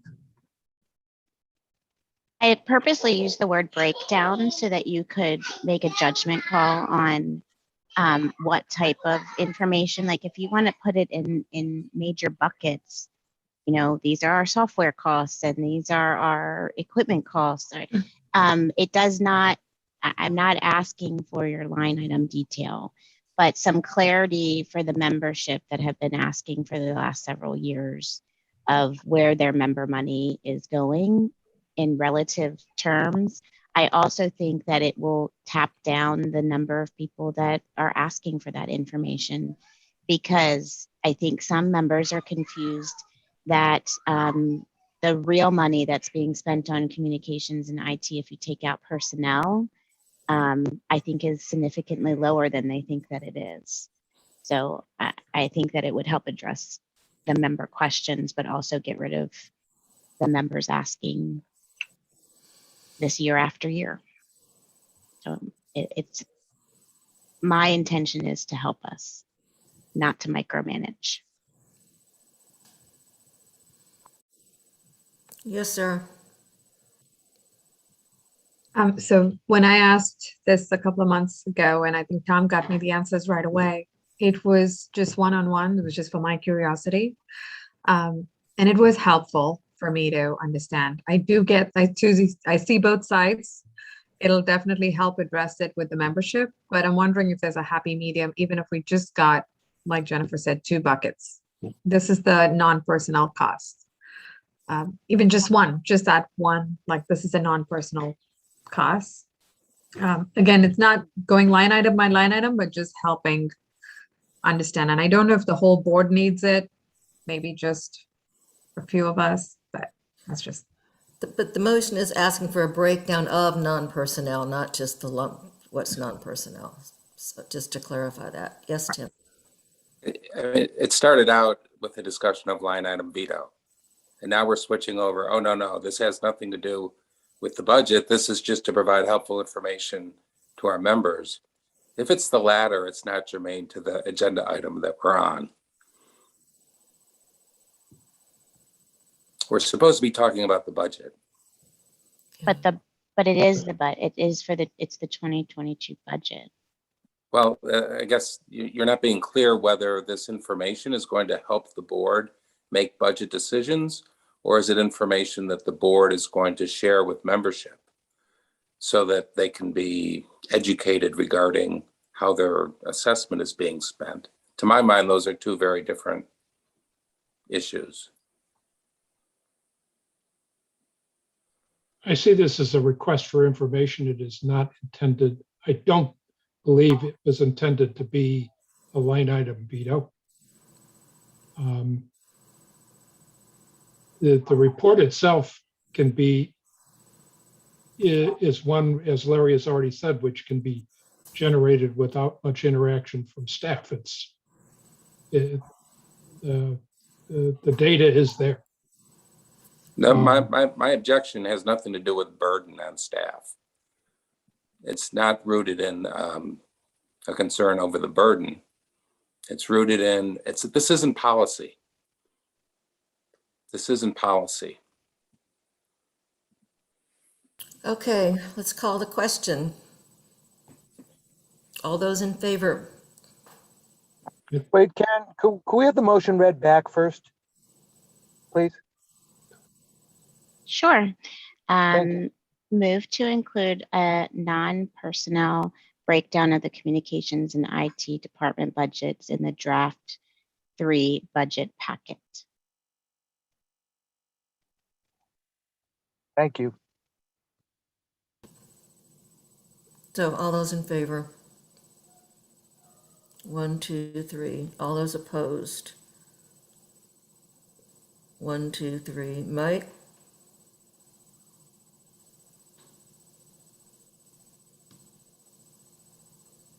Oh, sorry, Karen, I'm an I. I got confused. You're an aye? Yes, Okay, please. so the motion carries. And I have one last one, then I'm done, I promise. Motion for the fiscal committee and staff to conduct an analysis prior to the draft one of the 2023 budget on purchasing versus leasing of future RA vehicles needed.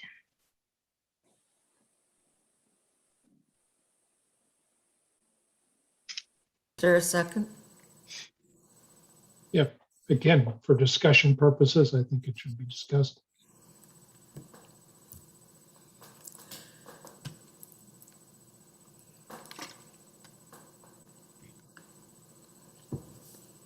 I think, go ahead. The reason that I'm putting this one out here is because we spend a significant amount of money on our vehicles. And when I look at budget after budget, I think that it would be helpful for us to determine whether a future lease or an outright purchase of our vehicles is the best way to go. I don't know the answer to that question. I don't feel like I can educate myself on this budget packet without having it, but I don't want to burden the staff with doing it, you know, in the next 20 days. So I'd like to kind of tee it up for future. Did you have a date specific in mind, Jennifer? I just say prior to draft one of the 2023 budget. Oh, 2023 budget. So Okay. it gives a long on ramp, but gets the information to us. Thank you. Madam Yes. President? Yes, John. I'd like to hear with Larry whether we've done such an analysis before and what you think, what is your view of the utility of this? We haven't done one for some time. I'm glad it's for 2023 and not for 2022. Appreciate that.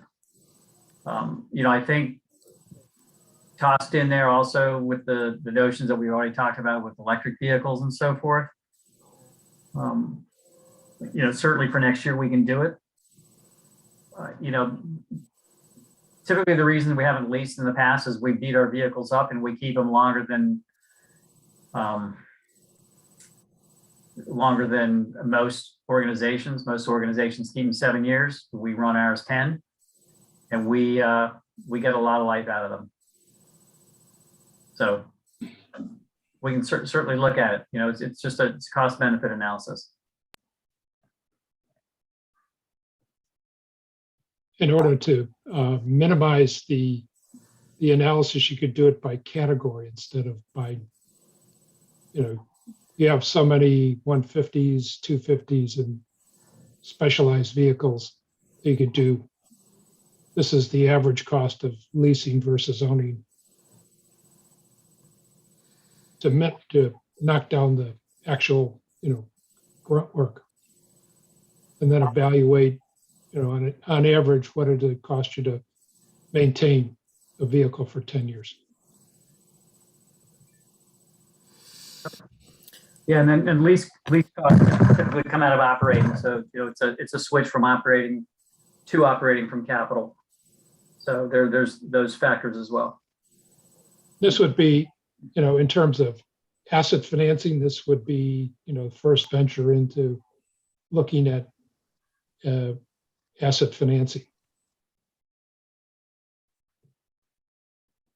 Yes, Sarah. Just personal curiosity, Larry, have we ever considered sort of like reimbursing mileage for like covenants? I know we can't do it for all of the vehicles, but the ones that are used by like covenants and things like that instead of purchase?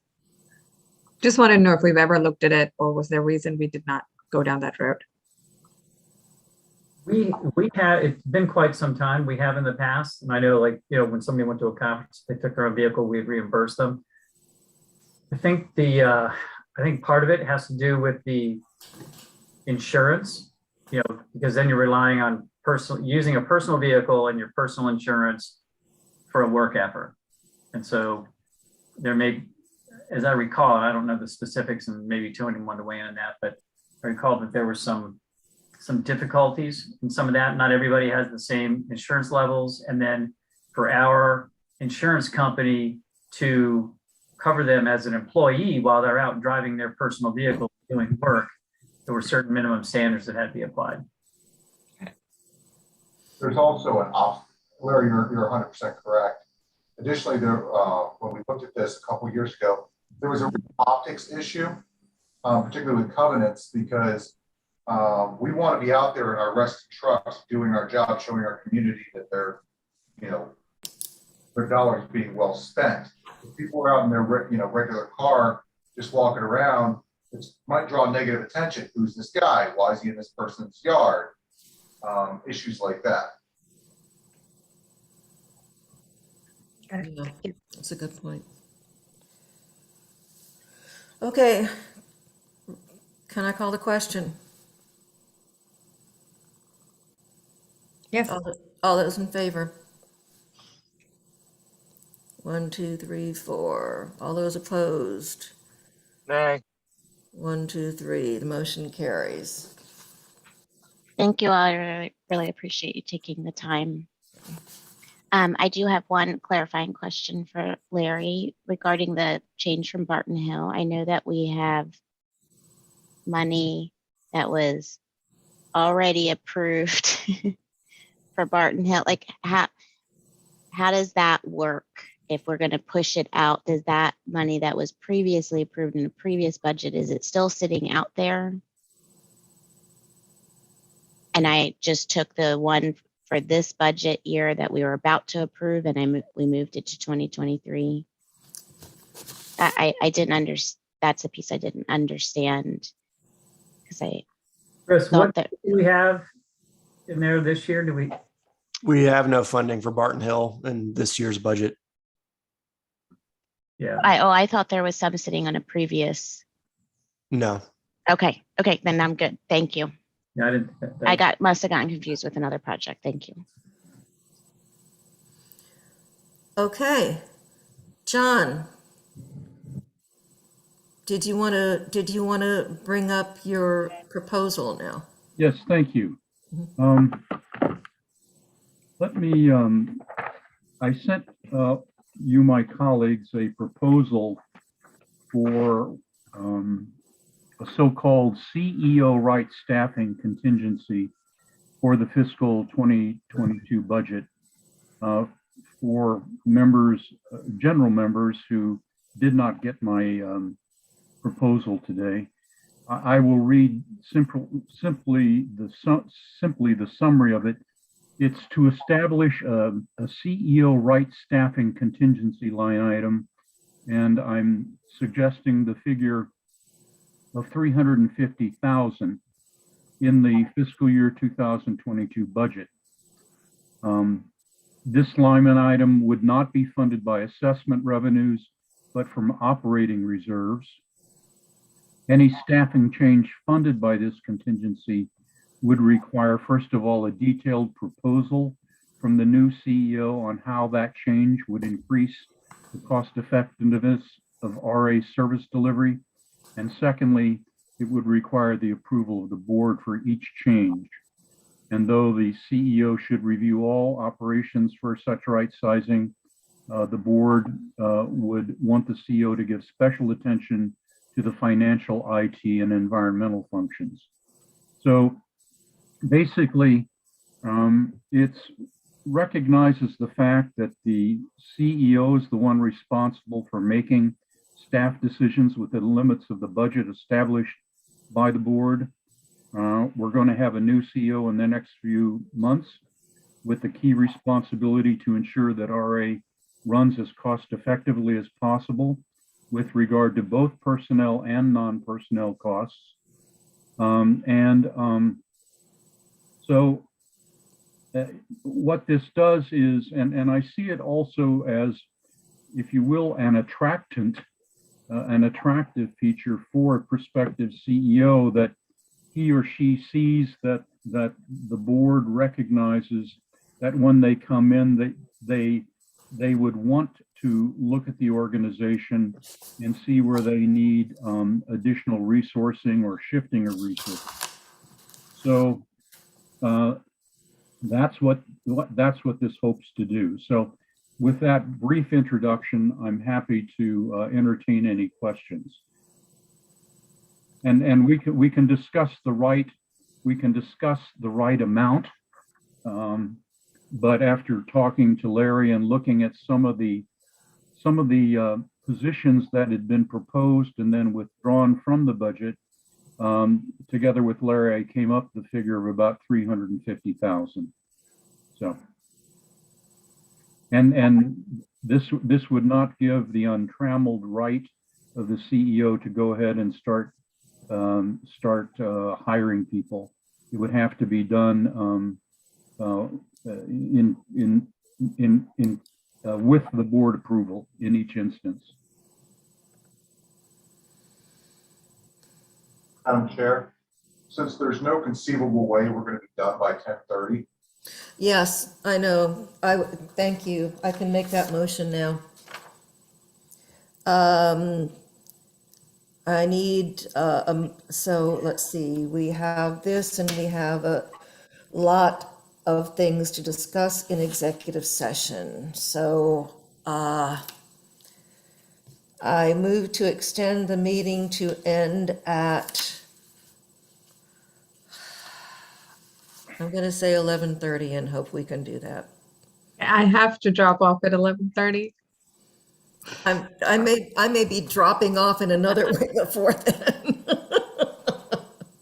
Having been up since 5:30 this morning. Okay, I'll second. all right. Anybody opposed to that? Okay. Yeah, I'm Ma- opposed. Madam- This is Madam Mike. Chair. I'm a nay. But you're a nay, Mike? Yep. Yep. Yeah, Tim? I was actually going to ask for a discussion. Oh, I'm sorry. Our governing documents impose a 4-hour limit on our regular board meetings. Let me finish. It's a flat 4-hour limit. There is an exception, but the exception requires a supermajority. So I think the fairest reading, the most reasonable reading is it creates a presumption that we're going to be done with our business in 4 hours. And I very much appreciate the tremendous efforts by the president to make our meetings more efficient. But I don't think we're accomplishing that goal. And I think that extended meetings beyond the 4-hour limit undermines transparency because people with normal lives can't watch our proceedings live or participate in them. It undermines diversity. If the board gets a reputation of holding 5 and 6 hour meetings, it really shrinks the pool of people who are going to be willing to serve on the board. And so I understand there's important business left to be done, but I think all nine of us have to follow the lead of our president in making these meetings more efficient. And so I'm going to oppose. Thank you. Thank you, Tim. I don't disagree with anything you said. I try as best I can to move things along. I cannot deny board members to want to make motions. I can't deny that. I don't believe. So this is where we are. And I hear you. I don't think that we do any good work after 4 hours or maybe after 3, and we've got a lot of work that we've got to do tonight. And I don't know what the answer is. I don't know what the answer is. If I can just add, I think this year we've come a long way from, I know Karen and some of the others remember our meetings last year going till way past 1:30 at night. We're going in the right direction. Are we there? We're not there yet, but I think we all agree hear your comments, but Karen, you've done a great job of the new changes of not going through and sitting through PowerPoint has been amazing. We're getting there. We're just not there yet. And, you know, I just think we all have to be, you know, we have a lot to do, but I think we have to become more self-aware as a board about what we need to be focused on. So, you know, what are the most important things that we need to be focused on? So anyway, that's all I'll say, but I with what we still have to do, and there are time-sensitive things, we're gonna have to extend until 11:30, and hopefully we can get everything done, but I'll try. Okay, so I don't think we finished that vote. It was at 5-2? I don't know Yes. that we voted. Yeah, there's 5 to do. Yep. And I'm sorry, Tim and Mike, I'm with you. But I don't know any other way. And if there's anything that I can defer from executive session, I will do that. What would happen if we all voted no? Like if the majority was no, what would happen? Just curiosity. I'm not saying vote no, just Then that would be it. In theory, everything would be deferred by necessity, or would have to go back to Bach for placement.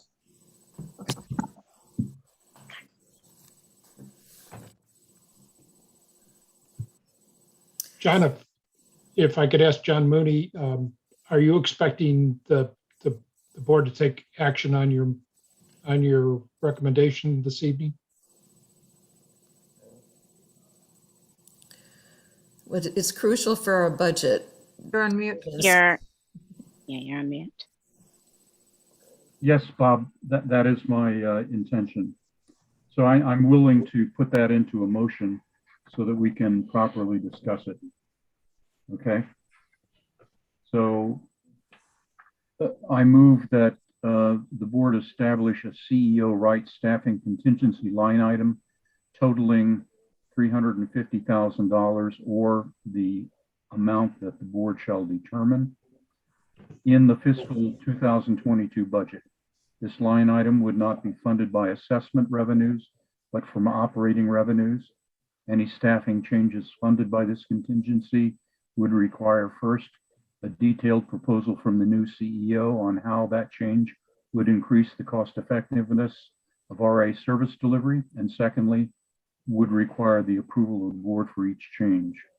Though the CEO should review all operations for such rights staffing, the board wants the CEO to give special attention to the financial, IT, and environmental functions.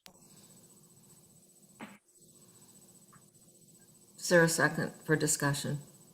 Was that a second, Tim? No, Is there a second?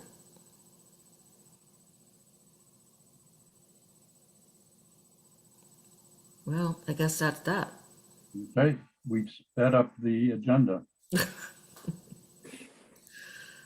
I would second it, but when I heard nobody else seconding it, it sounded like it wasn't going to get the support that you would need anyway, John, so. You win some, you lose some. Don't I know? Okay, well, I appreciate all your effort that went into this. I know how much it was. Okay, I have a quick, legal question. I believe that the motion can be thrown out again at a future meeting. Correct, Tony? And the motion be thrown out again. It was defeated. It just didn't have. That's what I'm trying, it didn't have a second. And I Oh. purposely didn't second because I thought it could be thrown out if it wasn't seconded and voted on, that it could be thrown out of it. Correct. There's not an affirmative decision of the board, so you wouldn't need to rescind it. It could be thrown out again in the future. It just died on the vine. Okay. Okay. I move to convene into executive session to discuss violation, personnel, contractual matters, and to consult with counsel. Second. All those in favor? Aye. Thank you. That was unanimous.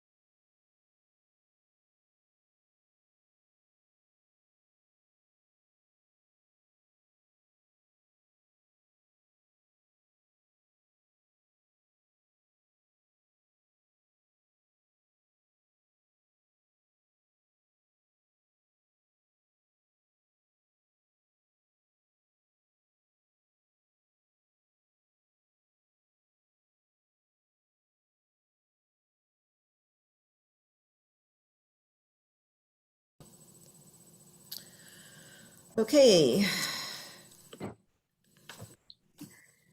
We all back?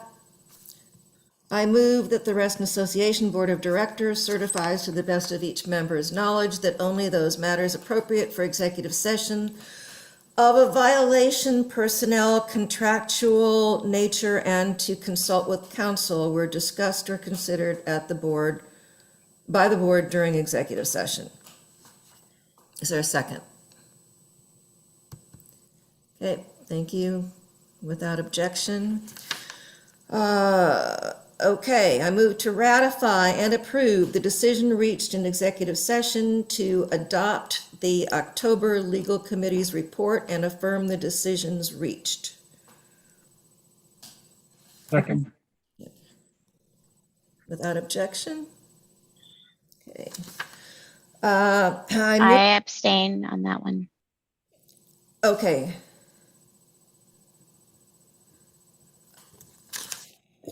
So that was however many of us are still left in one abstention. Okay. Move that in accordance with the association's policies on purchasing and procurement to approve the contract with Titan Pool Services for Tall Oaks main pool refurbishment. Second? Second. Second.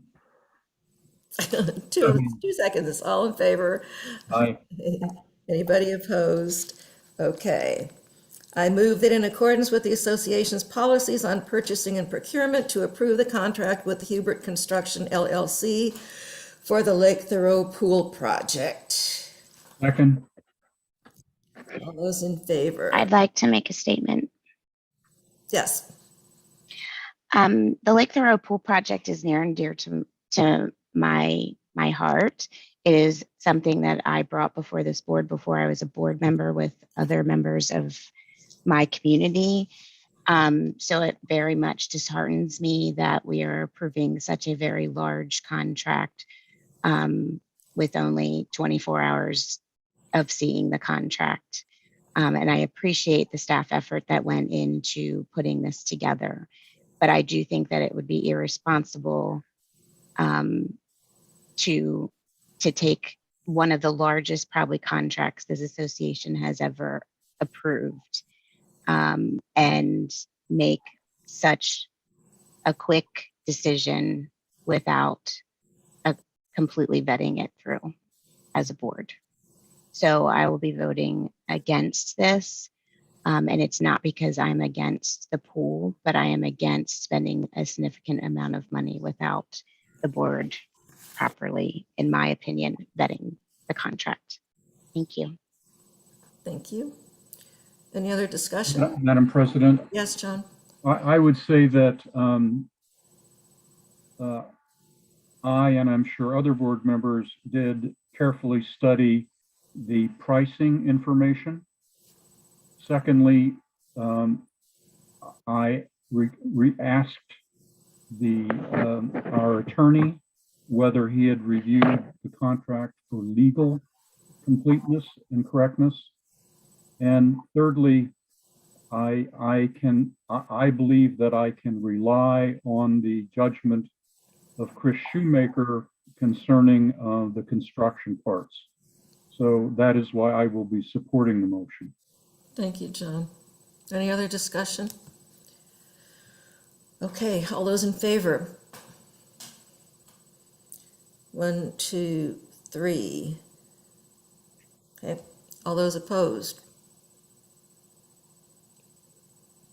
1, 2.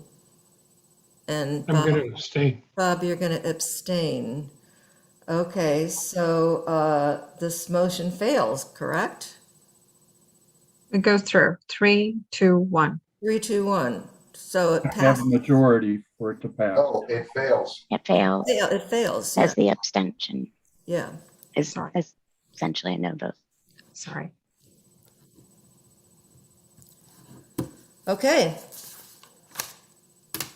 Do we have a motion? Is there any new business?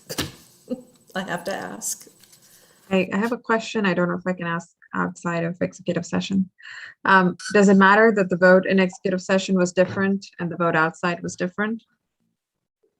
We didn't vote on this motion in executive session. Yes, you There did. was there was a motion to defer that failed. No motion that is taken in executive session is binding unless it is approved and validated in open session. So no, it doesn't matter what was voted in executive session if it's not approved outside. Got it. Thank you. Okay. If there's no new business, I will entertain a motion to adjourn. Adjourn. Sarah, Second. second. Anybody opposed to that? All right. We are adjourned, and happy birthday in 3 minutes, Sarah. Happy birthday, Sarah. Good night, 33 everyone. minutes.